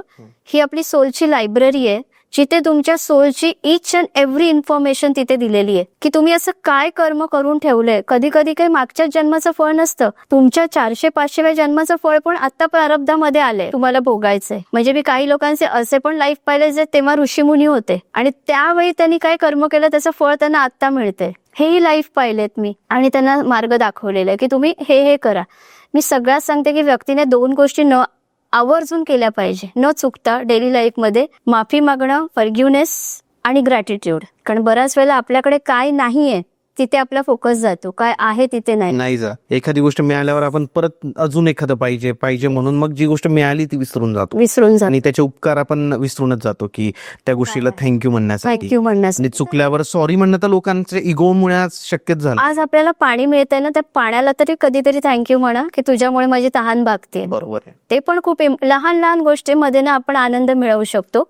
प्रत्येक वेळी व्यक्ती आपल्यापेक्षा वरच्याला बघतो आणि मग वरती बघून वाटतं की अरे ह्याच्याकडे ते माझ्याकडे नाहीये, मग माझंच आयुष्य असं, माझीच डेस्टिनी अशी. म्हणून मी सांगते की आपल्यापेक्षा खालच्याला बघा, मग तुम्हाला वाटेल की आपण किती सुखी आहे. बरोबर आहे. सो हे खूप इम्पॉर्टंट गोष्ट आहे. म्हणजे कुंडली आहे बट तुम्ही तुमच्या चांगल्या कर्मांनी तुमचं नशीब बदलू शकतो. कुंडली बदलणं म्हणजे नक्की काय, तुम्हाला परमात्म्याने जे खाली येताना एक फ्री गिफ्ट दिले, फ्री विल दिले, मुक्त इच्छाशक्ती, की आपण आज जे सोल्युशन करतोय ते आपण फ्री विलने करतोय. मग कुंडलीत दिले की हा ग्रह तुम्हाला या त्याच्या दशेमध्ये खूप त्रास देणार आहे, कारण पास्ट लाईफची कर्म. तर तुम्हाला या लाईफमध्ये काय करायचंय, त्या प्लॅनेटच्या रेमेडी करण्यापेक्षा इथे जाऊन हे पहा, तिथे जाऊन ते पहा, हे करण्यापेक्षा तुम्हाला त्या प्लॅनेटला आवडेल ते काम करायचंय. ओके. शनी आहे ना, शनी तुमच्याकडनं खूप मेहनत करून घेतो, कष्ट. तर रस्त्यावर काम करणारे लेबरर्स, आपल्याकडे काम करणाऱ्या मेड, यांचा शनी आहे. आज ते काम ते का करत आहेत, शनी करून देतोय कारण पास्ट लाईफ मध्ये त्यांनी ती जबाबदारी घेतलेली नसते. शनी या लाईफ मध्ये तुम्हाला मेहनत देणार, खूप जबाबदाऱ्या देणार तुमच्यावर. मग तुम्ही अशा ठिकाणी काम करणाऱ्या व्यक्तींसाठी काहीतरी करा. त्यांना अन्न द्या, त्यांना पाणी द्या, त्यांची काळजी घ्या, हे करा. शनीला तेल वाहण्याची काहीच गरज नाहीये. जसं माझी आता केतूची महादशा होती मॅम, म्हणजे गेली 1-3-4 महिन्यांपूर्वी संपली. तर मध्ये मला थोडंसं प्रॉब्लेम जाणवला सुरुवातीला, पण नंतर केतूने माझं चॅनल 25,000वरून आज 2.5 म्हणजे 2.5-3 लाखावर. कारण तुम्ही स्पिरिच्युअल हे जास्त पॉडकास्ट पार्ट केले असणार. एक्झॅक्टली. कारण जेव्हा तुम्ही प्लॅनेटशी रिलेटेड काम करता, प्लॅनेटला आवडतं, मग तो तुम्हाला त्याचा निगेटिव्ह रिझल्ट नाही देत. मॅम आता शुक्राची महादशा आहे, मी कोणते पॉडकास्ट करू? शुक्राची महादशा म्हणजे तुम्ही कुठलेही पॉडकास्ट करा, तुम्हाला तर सक्सेस मिळणारच. कारण शुक्र लक्झरी आहे. बरोबर. शुक्र तुम्हाला लक्झरी देणार. आणि स्त्रियांचा रिस्पेक्ट, स्त्रियांना जास्त रिस्पेक्ट करणं. कारण बरेच लोक मी बघितलंय, देवळात जातात, देवी पुढे डोकं टेकतात, देवीला हार फुलं खूप वाहतात, देवीचे उपवास करतात, नवरात्रात अनवाणी चालतात, घरामध्ये स्वतःच्या पत्नीला त्रास देतात. हे चुकीचं आहे. सो जर तुमचा शुक्र घरात बसलाय, त्याला पहिल्यांदा रिस्पेक्ट द्या. तुम्ही देवीच्या देवळात नाही गेलात तरी चालेल. आणि मी बघितलंय 90% केसेसमध्ये जे व्यक्ती पत्नीला त्रास देत आहेत त्यांच्या लाईफमध्ये ती प्रगती होत नाही किंवा पास्टमध्ये दिला असेल तरी या लाईफमध्ये त्यांना पत्नीचं प्रेम मिळत नाही किंवा मग खूप प्रॉब्लेम्स येत असतात लाईफमध्ये. एक्झॅक्टली. म्हणून स्त्रियांचा रिस्पेक्ट तुम्हाला खरोखर तुमच्या शुक्राला स्ट्रॉंग करतो. मॅम, तुम्ही आता सांगितलं की पुरुषांनी स्त्रियांचा रिस्पेक्ट करायचा, बट मागे एक वेळेस ना कमेंट आला होता की आमची बायको आमचा अपमान करते. तर तुम्ही काही स्त्रियांसाठी पण सांगा की त्यांनी जर पतीचा अपमान केला तर मग काय करावं होतं? बऱ्याच वेळेला इथे मी कर्म काय सांगेन की जर असं होतंय ना काही स्त्रिया आणि पुरुषांचा अपमान करतात तर हे पास्ट लाईफचं नातं म्हणजे मी पाहिलंय की हजबंड वाईफ आहे ना, या लाईफमध्ये हजबंड आहे आणि वाईफ आहे ते पास्ट मध्ये ऑपोजिट रोल असतो. ओके. हजबंड आहे ती वाईफ असते, वाईफ आहे ते हजबंड असतो. आणि जे त्यांनी त्यांच्याबरोबर केले ते पेन इतकं असतं ना की तो रोल परत प्ले करायला, कारण कर्मांचं देणं घेणं बाकी असतं, त्यासाठी मग हे होतं. ओके. आणि त्यामुळे तो तसं म्हणून मी सांगते की माफी मागा.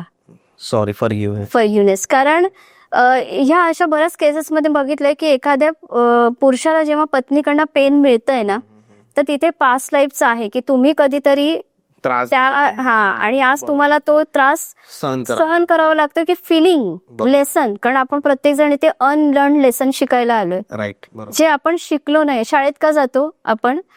तेच की आपल्याला धडे शिकायचे आहेत ना, आपल्याला नॉलेज घ्यायचंय. तोच प्रवास करायला इथे आपण आलोय. पण लाईफकडे बघण्याचा दृष्टिकोन आहे ना आपल्या प्रत्येकाचा वेगळा आहे. आपल्याला वाटतं की सकाळी उठल्यापासून काम करूया, जेवूया, झोपूया, उद्या कामाला जाऊया, पैसे कमवूया, हे आपलं लाईफ आहे. या लाईफ बरोबर तुमची एक स्पिरिच्युअल साईड आहे. स्पिरिच्युअल साईड म्हणजे फक्त देवदेव करणं नाही तर स्वतःला घडवणं, बरोबर, स्वतःला इव्हॉल्व्ह करणं, चुकांना सुधारणं, आणि यासाठी आपण इथे आलोय. एक्झॅक्टली. माझं मार्गदर्शन पहिल्यांदा कर्मांवरच असतं. कर्म चांगले ठेवा म्हणजे तुम्ही एक्झॅक्टली काय करा, बरोबर, हे आधी मी सांगते. कारण आम्ही हे शिकलो, आम्ही ते शिकलो, आम्ही खूप मोडॅलिटीज केल्यात, पण आज मी बघते की अनेक मोडॅलिटीज शिकवणाऱ्यांच्याच लाईफमध्ये खूप सारे प्रॉब्लेम्स असतात. हो, असंही आहे. म्हणजे 1-2 वेळेस कमेंट पण मी अशा वाचल्या आहे काही, म्हणजे की यांचंच हे खराब असतं आणि असं होतं, पण ते शेवटी होतं. कारण म्हणून स्वतःवर काम करा असं मी नेहमी सांगते.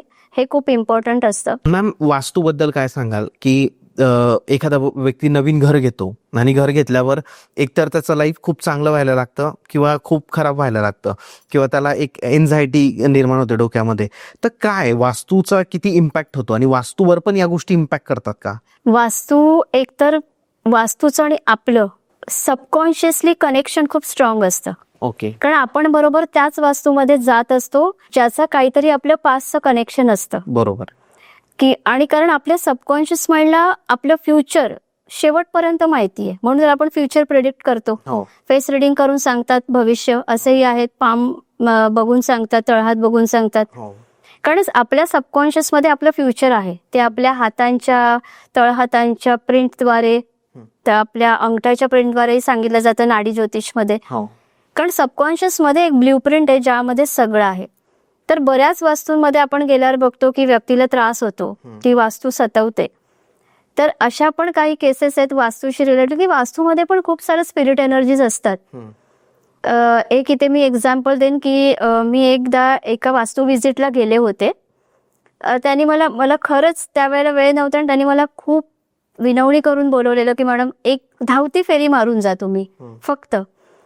मी म्हटलं ठीक आहे. मी त्याच ठिकाणी थोडं कामासाठी गेले होते म्हणून मी त्यांच्याकडे गेले आणि गेल्यानंतर मी बसले आणि ते मला जस्ट माझ्याशी थोडंसं कम्युनिकेट करत होते, काही गोष्टी सांगत होते. माझ्या राईट साईडने मला जोर जोरात आवाज येत होता, स्पिरिट उभं होतं आणि मला सांगत होतं इथून जा, इथून जा. तेवढ्यात माझं लक्ष दुसरीकडे गेलं तर त्यांच्या लिटरली वॉलवरती 2-3 स्पिरिट बसले होते आणि ते मला सांगतायत इथून जा, इथून जा. कारण त्यांना कसं जो ऑरा असतो आपला, बरोबर आहे, त्या ऑराचा ह्यांना त्रास होतो. जे निगेटिव्ह स्पिरिट्स असतात ह्यांना त्या ऑराचा त्रास होतो.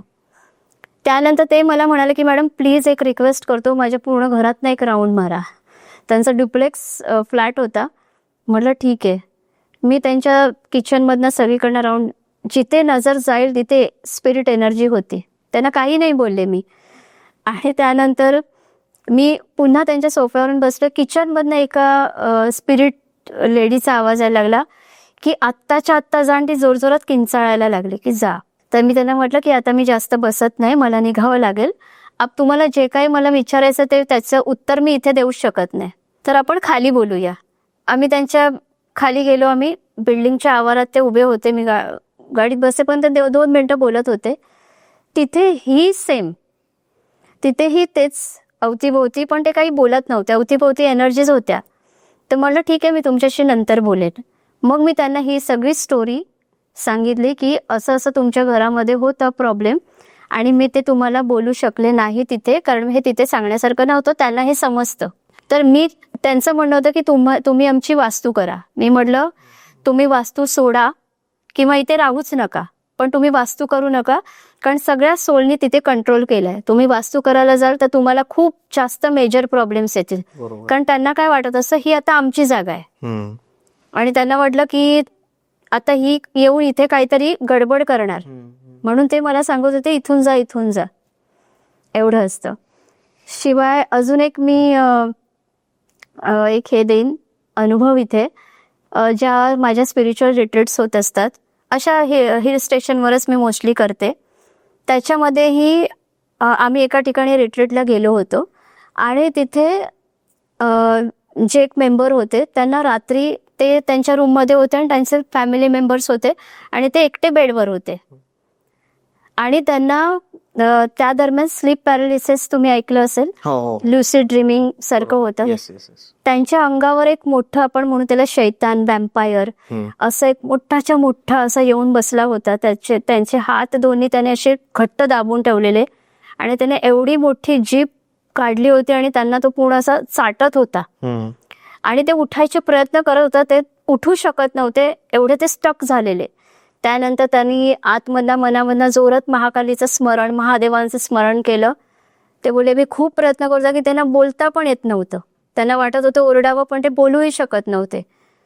आणि मग ते नंतर एकदम जागे झाले आणि नंतर दुसऱ्या दिवशी सकाळी त्यांनी हे सगळं रात्री घडलेला प्रसंग मला सांगितला तिथे, की असं असं मॅडम झालं, तुम्ही बघा हे काय आहे आणि काय होतं हे. मी खूप प्रचंड घाबरलेले ते. बरोबर.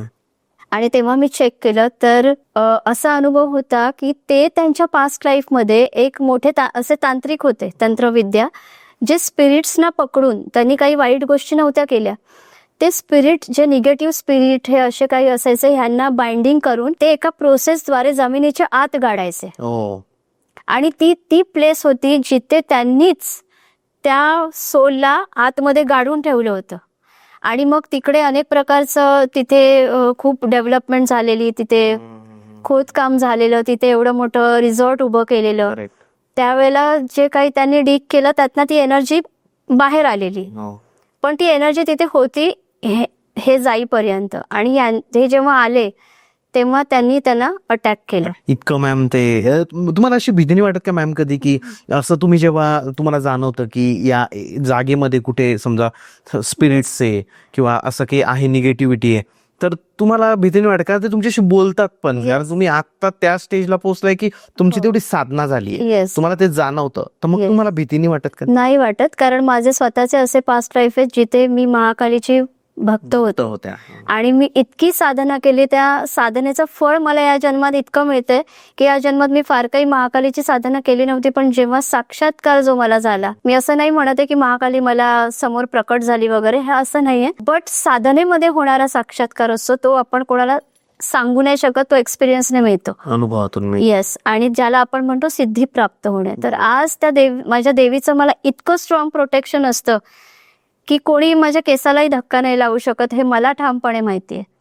आणि या केसेसमध्ये मी कोणीही नसते, मी एक फक्त माध्यम असते, कारण देव पण स्वतःचे माध्यम शोधतो. बरोबर आहे. मी कुठलीही अशी विद्या नाही शिकली किंवा असं काही हे शिकलेलं नाहीये आणि त्या विद्येचा मी उपयोग करते किंवा कुठला वेगळा मंत्र, निगेटिव्हिटी असा कुठलाही मंत्र नाही, कुठली विद्या नाहीये. हे एक आत्मसात झालेली शक्ती आहे जी डायरेक्ट तिथून आलेली आहे. बरोबर. त्या शक्तीद्वारेच मी हे काम करते. जेव्हा मी डोक्यावर हात ठेवते तेव्हा फक्त फिजिकल माझा हँड असतो, पण अनेक लोकांनी जेव्हा मी अट्यून करते रिट्रीटमध्ये तेव्हा डोक्यावर हात ठेवून ती प्रोसेस केली जाते. हात ठेवल्यानंतर त्यांच्या आतमध्ये एंटिटी बाहेर येते. असे अनेक रिट्रीटचे अनुभव आहेत जिथे त्या एंटिटीज बाहेर येतात. त्यांनाही माहीत नसतं की आपल्यामध्ये हे होतं. बरोबर आहे. तर हे सगळं बाहेर येतं. ही केवळ आणि केवळ देवी महाकालीची एक शक्ती आणि श्री साईबाबा, हे दोन्ही माझे आई वडील आहेत एनर्जी लेवलवरचे, जे सतत माझ्याबरोबर ठामपणे उभे आहेत आणि त्यांच्यामुळेच मी आज इथपर्यंत पोहोचलेली आहे. आणि ती भीती नाहीये तुमची? भीती नाहीये, जराही भीती नाहीये. खूप निगेटिव्ह केसेस मी बघितल्यात. इव्हन एक इथे अनुभव सांगेन की अशाच मी जात असते हिल स्टेशनवर रिट्रीट करण्यासाठी.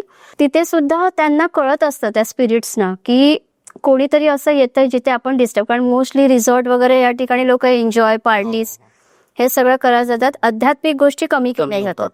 सो त्यामुळे अशा ठिकाणी हे खूप जास्त असतं.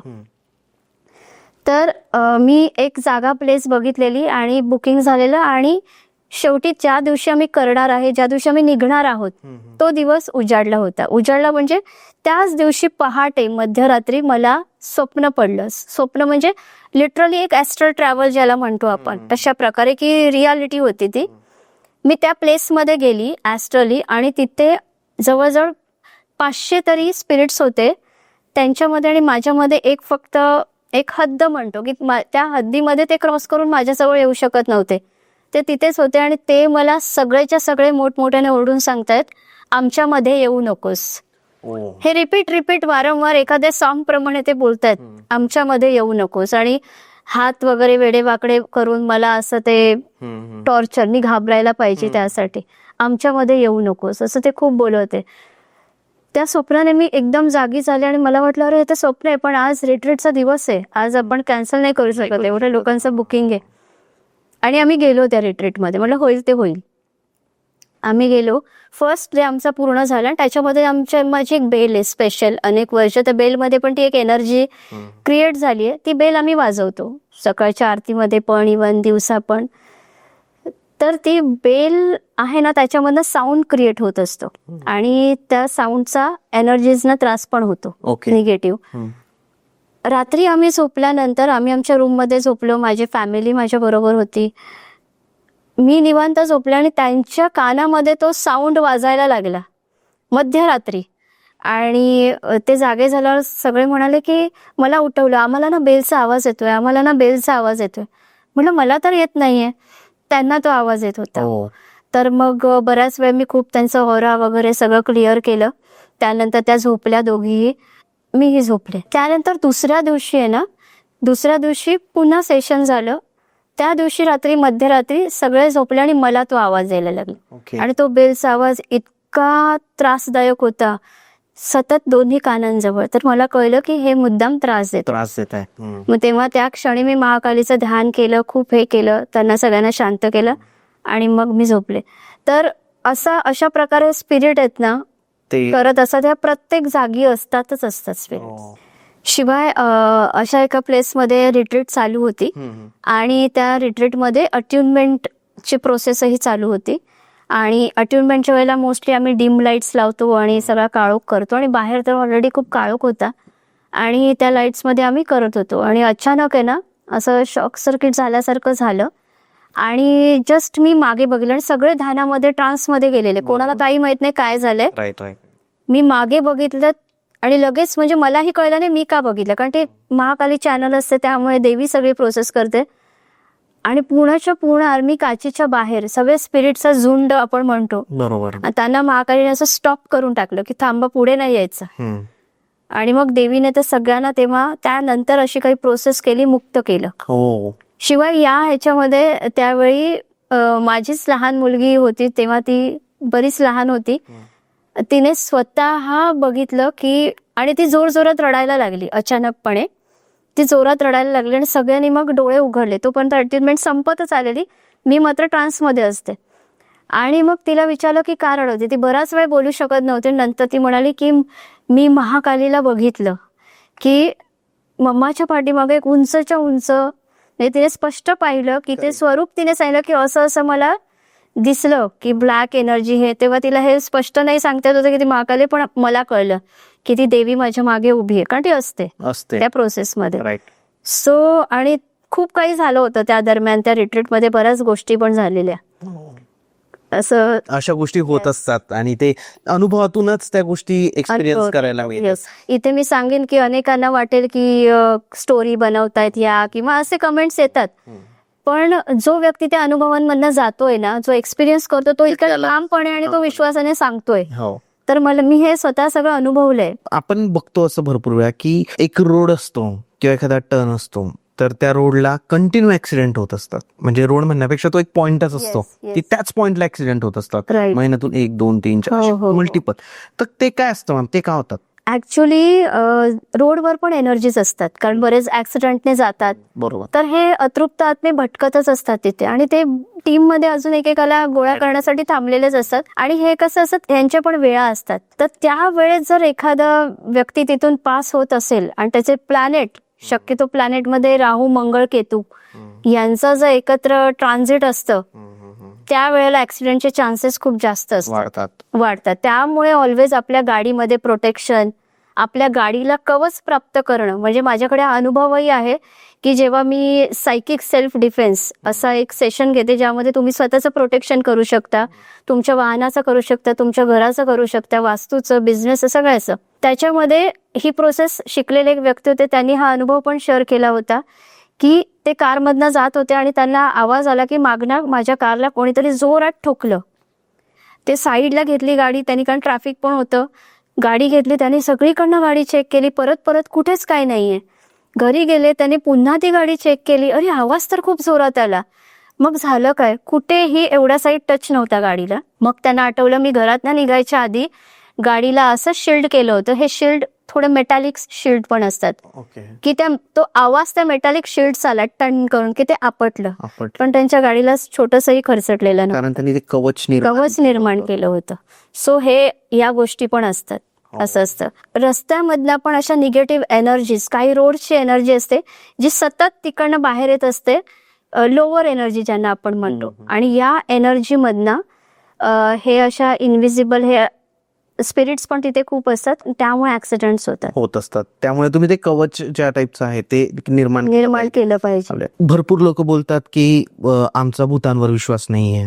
ठीक आहे, पण भारत सरकारने पण भारतामध्ये अशा काही गड आहेत, असे काही किल्ले की ज्यांना बॅन केलंय रात्री जाण्यासाठी. राईट. म्हणजे जर गव्हर्नमेंट जर त्या गोष्टींना बॅन करू शकतंय, त्याचं कारण असं म्हटलं जातं कारण भानगड हे हॉन्टेड प्लेस आहे. राईट. तर अशा काही हॉन्टेड प्लेस बद्दल तुम्ही काय सांगाल?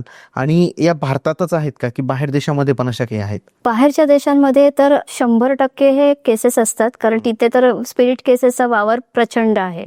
ओके, जर भारतातलं सांगायचं झालं तर मला तुम्ही जे भानगड म्हणाला ही प्लेस तर मला ऍक्च्युली कधी माहित नव्हती. एक दिवस असं झालं होतं की मी जस्ट ट्रॅव्हल करत होते आणि माझे फॅमिली मेंबर्स आहेत एक, त्यांच्याबरोबर जस्ट कम्युनिकेशन चाललेलं जाता जाता त्यांनी मला विचारलं की मला तुम्हाला एक प्रश्न विचारायचा आहे, तुम्ही उत्तर द्याल का? म्हटलं हो, काय आहे? नाही, हे उत्तर मला चॅनलिंगद्वारे पाहिजे. चॅनलिंग म्हणजे आपण आपल्या आतमधनं आपल्या हायर सेल्फशी कनेक्ट होतो, किंवा आपल्या गाईडशी, किंवा आपले मास्टर्स, आणि त्यांच्याकडनं हे क्वेश्चन्सचा आन्सर घेऊ शकतो. ही चॅनलिंग प्रोसेस म्हणतात याला. तुम्ही देऊ शकाल का? म्हटलं हो. तर एक अशी प्लेस आहे भानगड म्हणून. तर मी हसले हे नाव ऐकून, कारण मी पहिल्यांदा ऐकलेलं. म्हटलं असं कुठलं प्लेस आहे? हो, असं प्लेस आहे जे राजस्थानमध्ये आहे. इथे काय आहे, या प्लेसमध्ये नेमकं काय ते सांगा, असं त्यांनी मला विचारलेलं. म्हटलं ओके, कारण मला तर माझं डोकं नाही लावायचंय, मला माहिती आहे मला वरनं ऍक्सेस घ्यायचंय. तर मी घेतलं, तर मग मला असं उत्तर मिळालं की इथे असंख्य हजारो सोल्स आहेत, अतृप्त आत्मे आहेत इथे. आणि इथे असं युद्ध झालं होतं ज्याच्यामध्ये बरीच जीवहानी झाली होती, हत्या झाली होती, आणि अजून पण ते सोल्स तिथे फिरतात. आणि तिकडे जर कोणी व्यक्ती गेला एका पर्टिक्युलर वेळेनंतर तो तिथून रिटर्न येत नाही. ओके, कारण हे लोक त्याला जिवंत गाडतात. हे मला मिळालेलं उत्तर आहे. खरं खोटं हे मला माहित नाही. मला हे उत्तर मिळालं की तिकडे जे अतृप्त आत्म्यांचा जो वावर आहे ते त्या व्यक्तीला जिवंतही गाडतात. तर मला असं उत्तर मिळालं की तुम्ही आज पण तिथे जर गेलात आतमध्ये, तुम्हाला तिथे हजारो सांगाडे सापडतील. की व्यक्ती तिथे जातात आणि तिथे मारलं जातं, त्यांची हत्या केली जाते. तर या स्पिरिट एनर्जीज आहेत, या अजून पण तिथे त्यांचा वावर आहे. म्हणून तिथे बॅन केलं. संध्याकाळी जाणं, हा नंतर त्यांनी मला हे सांगितलं की असे प्लेस आहे तिथे संध्याकाळी जाण्यासाठी मनाई आहे. म्हणजे त्यांना कळलं की हे कारण आहे त्याचं. कारण आहे, कारण भरपूर अतृप्त आत्मे तिथे तिथे अतृप्त आत्मेत आणि ते जर कोणी तिथे गेलं तर त्यांना अटॅक करतात. अटॅक करतात. कारण आपण असं भरपूर शहरांमध्ये पण असे भूतबंगले म्हणून प्रसिद्ध असतात हो हो हो की जिथे काम केल्यानंतर ते कम्प्लीट नाही होत Yes. किंवा करायला गेलं तर अर्धवट मृत्यू होतो हो, कुणाचा, हो. लेबरचा वगैरे, Yes. अशा गोष्टी असतात. त्यामुळे त्या जागेत प्रॉब्लेम असतो Problem तिथं, किंवा तिथं ते कन्स्ट्रक्शन होत असताना काही Yes. अतृप्त आत्मे जसं तुम्ही बोललात हो, तसं हो. असतं. एखादा व्यक्ती मरण पावतो हो. तर त्याच्या मृत्यूनंतरचं आयुष्य कसं असतं? मृत्यूनंतरचं आयुष्य मी सांगेन की तेही तुमच्या कर्मांवर आहे. जर तुम्ही या लाईफमध्ये खूप चांगली कर्म करताय, तुम्हाला त्याचं आत्ता फळ चांगलं मिळू दे नको मिळू दे, पण तुमच्या मृत्यूनंतर जे जीवन आहे ना, तुम्हाला काळजी नसते त्याची. कारण मृत्यूनंतर पण आपल्याला एक खूप मोठं लाईफ असतं. असं कधीच होत नाही की आता आपण आपला मृत्यू झालाय आणि नंतर आपण लगेच जन्म घेतोय, असं कधी होत नाही. मृत्यूनंतर तुम्हाला अनेक, तुमच्यावर फोर्स केला जात नाही की जा लगेच तुला जन्म घ्यावा लागेल, हा फोर्स नसतो. तुम्हाला वेळ दिला जातो. एखादा व्यक्ती जर कुठला तरी खूप वाईट आजाराने गेलाय किंवा एखादा अचानक अकस्मात मृत्यू झालेला व्यक्ती आहे, तर त्याचा आत्मा खूप दुःखी असतो. बरोबर आहे. तर त्या दुःखी आत्म्यालाही तिथे हील केलं जातं. जसं आपल्या इथे हॉस्पिटल आहे ना हील व्हायला, तिथे पण एक एनर्जी हॉल असतो. तिथेही आपल्यापेक्षा सिनियर सोल असतात जे ऑलरेडी तिथे काम करत असतात. बऱ्याच वेळेला इथे आपण जे कामं करतो तशी कामं, आता आपण जे कोणी हिलर्स बघतो, जे रेकी ग्रँड मास्टर आहेत, प्राणिक हिलर्स आहेत, ज्यांच्या हातांमध्ये एवढी शक्ती आहे की त्यांच्या हातांच्या एनर्जीने समोरचा व्यक्ती हील होतोय. हे काम मीही आधी केलेलं आहे. हे का? कारण तुम्ही त्या वर्ल्डमध्ये ऑलरेडी हिलिंगचं काम केलेलं आहे. म्हणून या लाईफमध्ये ती एनर्जी आजही तुमच्यामध्ये काम करते की तुम्ही हिलिंग करताय आणि समोरचा हील होतोय. बरोबर आहे. तर असं स्पिरिट वर्ल्ड मध्ये आपण वेगवेगळ्या प्रकारचे रोल करत असतो आणि वेगवेगळ्या प्रकारची कामं करत असतो. तिथे आपण आपल्याला आपल्या मास्टर्सना भेटता येतं, आपल्या स्पिरिट गाईड्सना भेटता येतं. तिथेही आपला सोल ग्रुप बनतो. बऱ्याच वेळेला मला कन्सल्टेशनमध्ये विचारलं जातं की हे माझे पेरेंट्स का झाले, माझा एक मित्र आहे तोच माझा मित्र का बनला, तीच माझी मैत्रीण का बनली, हीच माझी वाईफ का, आमचं काय कनेक्शन आहे. ते बऱ्याच वेळेला ते कनेक्शन मला त्यांच्या स्पिरिट वर्ल्ड मधलं सापडतं की स्पिरिट वर्ल्ड मधलं जसं आपण शाळेत जातो आणि आपले सोलमेट, आपले क्लासमेट बनतात, तसं स्पिरिट वर्ल्ड मध्ये आपले सोलमेट्स बनतात. आणि मग आपला जन्म घेण्याचा वेळ आलाय पण त्याला अजून थांबायचंय, किंवा त्याचा आला आणि आपल्याला थांबायचं, किंवा आता आपल्या पृथ्वीवर दोघांचाही जन्म घेण्याची वेळ आपण निवडलीये, तर आपण आपलं कॉन्ट्रॅक्ट बनवतो. ठीक आहे, तू माझा एक छान मित्र बनू नये, किंवा तू माझी मैत्रीण बनू नये, किंवा तू माझी बहीण बनू नये, असं आपण त्यांच्याबरोबर एक सोल कनेक्शन जे आपलं आहे, एक सोल कॉन्ट्रॅक्ट आपण प्लॅन तयार केलेला असतो. बरोबर. आणि तिकडचं लाईफ तुम्ही इथे जेवढं पुण्य कराल ना, तिथे तेवढं तुम्ही छान राहाल. तिथे तुम्हाला खूप चांगलं आयुष्य दिलं जातं, खूप सुंदर आयुष्य दिलं जातं. तर आता आपल्या आतमध्ये स्पिरिट वर्ल्डची मेमरी आहे ऑलरेडी आपल्या. बऱ्याच वेळेला आपण बघतो बघा की जे बाळ असतं लहान, ते बऱ्याच वेळेला न्यूबॉर्न बेबी हसतं, काही रडतात, काही रडतच असतात, काही हसत असतात. तर असं म्हटलं जातं की सटवी आई असते आपल्या हिंदू धर्मामध्ये, ती हसवते, रडवते. पण तसं नसतं. त्या बाळाला त्याचं स्पिरिट वर्ल्ड दिसत असतं. हा, तो त्या स्पिरिट वर्ल्ड मधल्या मित्रांना, त्या सोल फॅमिलीला बघत असतो, हसत असतो. आणि तो जर चांगल्या स्टेज मधला असेल, कारण त्याच्यात पण स्टेजेस आहेत, जसं आपण म्हणतो ना स्वर्ग आणि नरक, बरोबर आहे, त्या पण स्टेजेस आहेत. तो स्वर्गातनं आलेला असेल ना, तर त्याला त्या सगळ्या आठवणी खूप छान वाटतात. त्याचे कम्युनिकेशनही चालू असतं आणि ते हसतात, ते एकमेकांवर बोलतात, हसतात, त्या आठवणी त्यांना मेमरी येत असतात. आणि जर एखादा यातनेतनं आलेलं बाळ असतं तर ते खूप रडत असतं, त्याला ते सतत मेमरी ती त्या यातनांची रिकॉल होत असते आणि ते घाबरतं, रडतं, दचकतं. बरोबर, असं असतं. तर हा फरक असतो. आणि इथे असताना आता आपण जसं एक बाळ 1 वर्षाचं होईपर्यंत त्याची मेमरी पूर्ण ओपन असते, त्याला त्याचं संपूर्ण स्पिरिट वर्ल्ड माहीत असतं. जसं ते बोलायला सुरू होतं आपली मेमरी लॉक होते. कारण जर आपल्याला त्या आपल्या चांगल्या जगाची आठवण झाली तर आपण इथे एक क्षणही नाही थांबणार. कारण पृथ्वीवर म्हटलं ना, जगी सर्व सुखी असा कोण आहे. का? कारण इथे आपण फक्त कर्मांची डील करायला आलोय. हे चांगल्या शब्दातलं वाक्य. असं म्हणायला गेलं तर भोग भोगायला आलोय, कर्मांचे भोग. म्हणून जगी सर्व सुखी असा कोणी नाहीये. कितीही मोठा संत असू दे, पण त्याच्या आयुष्यात काहीतरी आहे. म्हणून आज संतांचा रोल प्ले करतोय तो आत्मा, पण त्यालाही काहीतरी आहे कर्म आहे. ते संपवायचंय. म्हणून कुणी सुखी नाहीये. आपण जे पहिलेच सुरुवातच जशी केली होती आपण, की प्रत्येकाला काही ना काही प्रॉब्लेम, काही ना काहीतरी. एक कितीही श्रीमंत असू दे, तो व्यक्ती त्याच्या लाईफमध्ये कुठे ना कुठे एक आहे. काहीतरी आहे. जेव्हा आपल्या या बॉडी बरोबर कर्म संपतं ना, तेव्हा आपण इथून एक्झिट घेतो. कारण आपला आत्मा अमर आहे. तो फक्त वेगवेगळ्या लेसन शिकायला, तो प्रत्येक शरीराबरोबर एक कर्म लिहितो. तेवढं कर्म संपलं की त्या बॉडीचं काम नसतं, मग तो एक्झिट घेतो तिथं. एक्झॅक्टली. असं असतं. स्पिरिट जे आपण म्हणतो की भूत हे निगेटिव्हच असतं, किंवा स्पिरिट्स जे म्हणतात एक टेक्निकल भाषेत, तर ते निगेटिव्हच असतं. बट ते पॉझिटिव्हही असू शकतात का? म्हणजे मला असं वाटतं की माझे आजोबा वारले किंवा माझी आजी वारलाय या मागच्या 2-3 वर्षामध्ये, मला ना असं वाटतं की ते माझ्यासाठी पॉझिटिव्हच आहेत, किंवा ते माझ्यासाठी काहीतरी चांगलं करत असतील. एक दुआ म्हणतो आपण की एक चांगलं ते माझ्यासाठी करत असतील. तर असं निगेटिव्ह स्पिरिट्स आणि पॉझिटिव्ह स्पिरिट्स यातलं काय? हो, छान प्रश्न आहे हा. ऍक्च्युली बऱ्याच वेळेला आपल्या बरोबर, प्रत्येकाबरोबर आपले स्पिरिट गाईड्स असतात. गाईड्स बदलतही असतात किंवा सेम राहतात.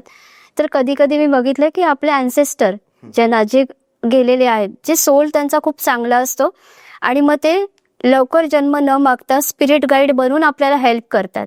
आणि आपल्याला ते हेल्प करत असतात. आपल्या ज्यांना त्यांच्याशी कम्युनिकेट करता येतं ते करू शकतात, ज्यांना नाही करता येत त्यांना ते फील, जसं तुम्हाला फील होते की मला वाटतंय की त्यांचे ब्लेसिंग्स माझ्या बरोबर आहे. सो ही कुठेतरी त्यांची डिवाइन एनर्जी काम करत असते आणि आपल्याला हेल्प करत असते. ओके. सो हे आपले स्पिरिट गाईड बनून पण आपल्याला हेल्प करत असतात. आणि स्पिरिटमध्ये निगेटिव्ह आणि पॉझिटिव्ह म्हणायला गेलात तर प्रत्येक काही वस्तूंमध्ये पण स्पिरिट असतात. स्पिरिट हे पॉझिटिव्ह पण असतात, स्पिरिट हे निगेटिव्ह पण असतात. निगेटिव्ह स्पिरिट म्हणजे अतृप्त आत्मे, अतृप्त शक्ती ज्या त्रास देण्याचंच काम करतात. पॉझिटिव्ह स्पिरिट म्हणजे जे तुमच्या आयुष्यामध्ये चांगले बदल होण्यासाठी तुम्हाला हेल्प करतात. असेही काही मी ट्रेनिंग सेशन घेते जिथे, ज्यांना आपण एंजल्स म्हणतो, किंवा जसे काही स्पिरिट्स आहेत ज्यांची वेगवेगळी नावं आहेत, ती सुद्धा आपल्याला खूप हेल्प करतात आपल्याला सगळ्याच बाबतीत प्रगती देण्यासाठी. इवन आपण जे घरामध्ये धूप जाळतो, अगरबत्ती जाळतो, किंवा कापूर जाळतो, काही हर्ब्स आहेत, ऑइल्स आहेत, या प्रत्येकामध्ये स्पिरिट आहे. तुम्ही स्वयंपाकघरामध्ये जो गरम मसाला वापरता, तुम्ही हळद मसाला वापरता, जे पण ज्या भाज्या वापरता, प्रत्येकामध्ये एक स्पिरिट एनर्जी आहे. आपण देवाला अर्पण करायला फूल वाहतो, त्याच्यामध्ये पण सोल आहे, स्पिरिट आहे. प्रत्येक फूल देवावर नाही चढत, काही मृत आत्म्यांवर, मृत बॉडीवर पण चढतात. सो ते पण त्यांचं पण एक कार्मिक डेस्टिनी आहे, असं असतं. बरोबर आहे. सो प्रत्येक वस्तूमध्ये स्पिरिट आहे. तुम्ही जे पाणी पिता त्या पाण्यामध्ये पण स्पिरिट एनर्जी आहे. काही प्रोसेसमध्ये मी एक वेगळी चार्जिंग वॉटर थेरपी जी कन्सल्टेशन मध्ये मी सांगते, तर त्या जो क्रिएटर आहे, जो क्रिएचर आहे त्या वॉटरचा, जे त्याची एनर्जी आहे, त्याला एका चॅनद्वारे प्रोग्रामिंग करून ते पाणी प्यायल्याने त्याची एनर्जी वाढते. ओके. आणि ती एनर्जी आतमध्ये तुमच्या आतमधनं न्यूट्रल करायला स्टार्ट करते निगेटिव्ह एनर्जीला, असंही आहे. तर प्रत्येक गोष्टीमध्ये ही स्पिरिट आहे. स्पिरिट आहे, मग ते पॉझिटिव्ह असू शकतं, निगेटिव्ह असू शकतं. म्हणून आपण म्हणतो ना, घरातली अतृप्त शक्ती क्लिअर होण्यासाठी घरामध्ये लोबांचा धूप जाळा. सो लोबान धूप मधले जे स्पिरिट एनर्जी इतकी पॉवरफुल आहे की ते अतृप्त वाईट शक्तींना बाहेर काढलं. लोबान. ओके. लोबान हा एक धूप आहे, जो जाळल्याने, कारण जो स्मोक येतो ना, त्या स्मोक मध्ये सुद्धा एनर्जी, त्या एनर्जी जाऊन तिथे ते काम करतात की निगेटिव्हिटीला बाहेर रिमूव्ह करतात. ओके. आपण जे रत्न घालतो, तुमच्याही हातात मला दिसतंय, आता माझ्या हातात नाहीये कारण आता मी जरा वेगळं बनवतोय, बट किंवा क्रिस्टल आहे, येस, हे खरंच इम्पॅक्ट करतात का? हो, याच्यामध्ये पण स्पिरिट्स असतात. सो यांना घालण्याची पद्धत आहे. आता रत्नांना घालण्याची पद्धत असते की तुम्ही त्यांच्या होरामध्ये ते घाला, त्यांना तुम्हाला अभिमंत्रित करून दिलं जातं. पण मी घालते कारण मला त्यातलं ज्ञान आहे. मी सांगते प्रत्येकाने, बरेच वेळेला मला कन्सल्टेशन मध्ये विचारतात की तुम्ही रत्न काय मी घालू सांगा. मी सांगते नका घालू, एकही रत्न घालू नका. कारण जर तुम्ही ऍस्ट्रोलॉजी शिकलेले आहात, तुम्हाला माहिती आहे ट्रान्झिट वगैरे, हे सगळं गोचर वगैरे ग्रहांचं हे तुम्हाला माहिती आहे, तर तुम्ही वेअर करा, घाला. कारण आपल्या कुंडलीमध्ये 8वं घर आहे पीडास्थान आहे, 12वं घर आहे लॉसेसचं आहे, जर तुम्ही त्यांच्या ट्रान्झिटमध्ये एखादा प्लॅनेट जर ट्रान्झिट करत करत आज तुमच्या पीडास्थानामध्ये येऊन महिनाभर थांबणार आहे, 15 दिवस थांबणार आहे आणि तुम्ही त्याचंच रत्न घातलंय, म्हणजे त्याचीच एनर्जी संपूर्ण ऑरामध्ये रिसीव्ह करून ठेवली तुम्ही, तर तुम्हाला अधिक पीडा होते. मला माहिती आहे हा रत्न मला कधी काढून ठेवावा लागेल आणि कधी वेअर करायचं, तर म्हणून तुम्ही ते घातलंय. हा, येस. किंवा मग तुम्ही तितक्याच फ्रिक्वेंटली ऍस्ट्रोलॉजरला विचारा, किंवा म्हणजे तुम्ही जर आहे समजा. पण मला असं जाणवलं पूर्ण डिस्कशन मध्ये की तुम्हाला कुंडलीचंही नॉलेज आहे, तुम्हाला आकाशिक रेकॉर्डचे पास्ट लाईफचं पण आहे. हे हा अभ्यास तुमचा खूप म्हणजे खूप 15-20 वर्षांची मेहनत आहे, प्रचंड अनुभव मेहनत आहे, प्रचंड मेहनत आहे. यामध्ये खूप स्ट्रगल आहे, खूप साधना आहे. कारण बऱ्याच वेळेला पॉडकास्टमध्ये मी बघितले कमेंटमध्ये की 2-4 पुस्तकं वाचतायत आणि येऊन सांगतात, असं कधी होत नाही. व्यक्ती अनुभवातनं खूप शिकतो आणि जे आध्यात्मिक पातळीवर खूप उंचावपर्यंत पोहोचत आहेत त्यांना आधी स्वतःची कर्म हील करायला काट्यावरनं चालावं लागतं, आणि तेव्हाच तुम्हाला तो क्षण येतो जिथे तुम्ही परफेक्ट तुमच्या डिवाइन डेस्टिनीपर्यंत येऊन पोहोचलेले आहात आणि तुम्हाला ते फळ मिळायला सुरू होतं. आणि हे तेव्हाच होतं जेव्हा तुम्ही अनकंडिशनली करता. बरोबर. आज यामध्ये अनेक वर्ष माझी मेहनत होते की जिथे मी अनेक फ्री सेशन्स केलेले आहेत फार वर्षापूर्वी, की मला माझ्या ज्ञानात वाढ करायची होती, तर मी किती चांगलं देऊ शकते हे मला स्वतःचा तपास होता. आणि वेगवेगळ्या संघांमध्ये वेगवेगळ्या ग्रुप्समध्ये जाऊन मी 300 लोकांसमोरही हे अशा प्रकारचं ज्ञान दिलेलं आहे, जिथून मला कळलं, एक कॉन्फिडन्स गेन झाला. शिवाय नंतर मला असं मेसेज आला की कुठलंही ज्ञान जर तू फ्रीच देशील तर त्या ज्ञानाची केवढी किंमत होते, त्यामुळे यानंतर तुला त्याचे एनर्जी एक्सचेंज ज्याला म्हणतो, जे फीच्या फॉर्म मध्ये आपण घेतो, हे घेतलेच पाहिजे. तेव्हाच ती एनर्जी समोरच्यालाही त्याची व्हॅल्यू कळते की आपण एवढे पे केले तर आपल्याला ते करावं लागेल. बरोबर, असं असतं. मॅम तुमचं खरंच मनापासून धन्यवाद. थँक्यू. जेही लोक आहे आपले की ज्यांना तुमच्यासोबत कनेक्ट व्हायचंय, तर ते कशा पद्धतीने कनेक्ट होऊ शकतात, की नंबर तुम्ही द्याल? हो, डिस्क्रिप्शन मध्ये माझ्या टीमचे नंबर मी आवर्जून सांगेन की मी एवढी अवेलेबल कधीच नसते की मी कॉलवर बोलू शकेन किंवा मी मेसेज करू शकेन. प्रॉपर टीम आहे, टीमचे नंबर्स आहेत. कधी कधी असं होतं की बरेच लोक कॉल करतात आणि फोन एंगेज लागतो, कारण कंटिन्यू कॉल चालू असतात. तर तुम्ही मेसेज करा, थोडंसं होल्ड करा, कॉलिंग नंबर पण दिला जाईल, मेसेज नंबर दिले जातील आणि त्यानंतर तुम्ही तुमचं कन्सल्टेशन बुक करू शकता. इथे जाता जाताही मला एक आवर्जून सांगावं असं वाटेल की आमच्या प्रॉपर जे नंबर्स तिथे जे दिले डिस्क्रिप्शन, याच नंबरवर आपण कॉल करून आपल्याला समोरनं जे उत्तर मिळेल ते प्रॉपर माझ्याकडनं माझ्या टीमकडनं आलेलं असेल. बऱ्याच वेळेला आता असं होत जाते की नावाचा गैरफायदा घेऊन काही लोक माझ्याशी कनेक्ट आहेत असं दाखवून अनेकांकडनं काही चुकीच्या गोष्टी घेऊन जात आहेत किंवा फसवणूक होऊ शकते. हा, तर त्यामुळे प्लीज असं काही नाहीये की तुम्ही जे नंबर दिले त्या नंबरवरून तुम्हाला उत्तर मिळालं तर तो कॉल आणि ते मेसेज आमच्याकडनं असतील. आणि शिवाय मी हेही सांगेन की मी जे माझे क्लायंट्स आहेत, हे माझे क्लायंट नसून ही माझी सोल फॅमिली आहे. आज अनेक वर्ष माझ्याशी कनेक्ट आहेत आणि त्यांना कनेक्ट राहण्यासाठी मी ग्रुप क्रिएट करते व्हॉट्सअपचे. तर त्या आमच्या व्हॉट्सअप ग्रुपच्या पण लिंक्स खाली आपण डिस्क्रिप्शन मध्ये देऊ, जेणेकरून तुम्ही आमच्या व्हॉट्सअप ग्रुपमध्ये जॉईन झाला तर माझे होणारे प्रत्येक सेशन किंवा वेगवेगळ्या ज्या काही मेडिटेशनचे सेशन्स असतात, वेगवेगळ्या मोडॅलिटीज असतात, त्यांचेही अपडेट्स तुम्हाला ग्रुपवरती मिळतील. आणि शिवाय मी बऱ्याच वेळेला असं होतं काही लोक पे करू शकत नाही किंवा ते कन्सल्टेशन घेऊ शकत नाही, पण त्यांना त्यांच्या लाईफला इम्प्रूव्ह पण करायचंय. यांच्यासाठी एक स्पिरिच्युअल सर्व्हिस म्हणून मी प्रत्येक बुधवारी हिलिंग हॉल असं एक सेशन असतं जिथे चॅनलिंगद्वारे त्यांचं मेडिटेशन घेतलं जातं करून त्यांच्याकडनं, जिथे त्यांच्या समस्यांचं निवारण व्हावं यासाठी. तशा प्रकारे मी ते एक मेडिटेशन घेते आणि हे प्रत्येक बुधवारी. फक्त कधी माझे सेशन्स किंवा माझं शेड्यूल बिझी असेल तेव्हा ते नाही होत, पण त्याचे अपडेट्स ग्रुपवर येतात की आज हे सेशन होणार आहे, आपण जॉईन करू शकता. तर हे सेशनही होत जातं. तर कृपया जॉईन करू शकता ज्यांना अगदी तुम्ही जॉईन करू शकता, किंवा प्रत्येक जण ज्यांना आकाशिक रेकॉर्ड शिकायचं आहे किंवा ते ग्रुपवर जॉईन होऊ शकतात आणि आमच्याशी कायमचं कनेक्ट राहू शकतात. येस, मी असं सांगते की ट्रेनिंग सेशन पण असतात, जसं मी आकाशिक रेकॉर्ड सोल जर्नी बद्दल सांगितलं.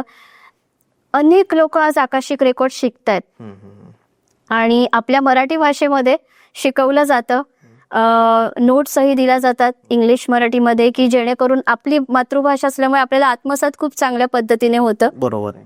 तर आकाशिक रेकॉर्ड ही फक्त अशी जर्नी नसते जी मी ट्रेनिंग देते, कारण मला माहिती आहे बऱ्याच ठिकाणी 2 आणि 3 दिवसात शिकवलं जातं, पण माझी जर्नी ही 3 महिन्याची असते.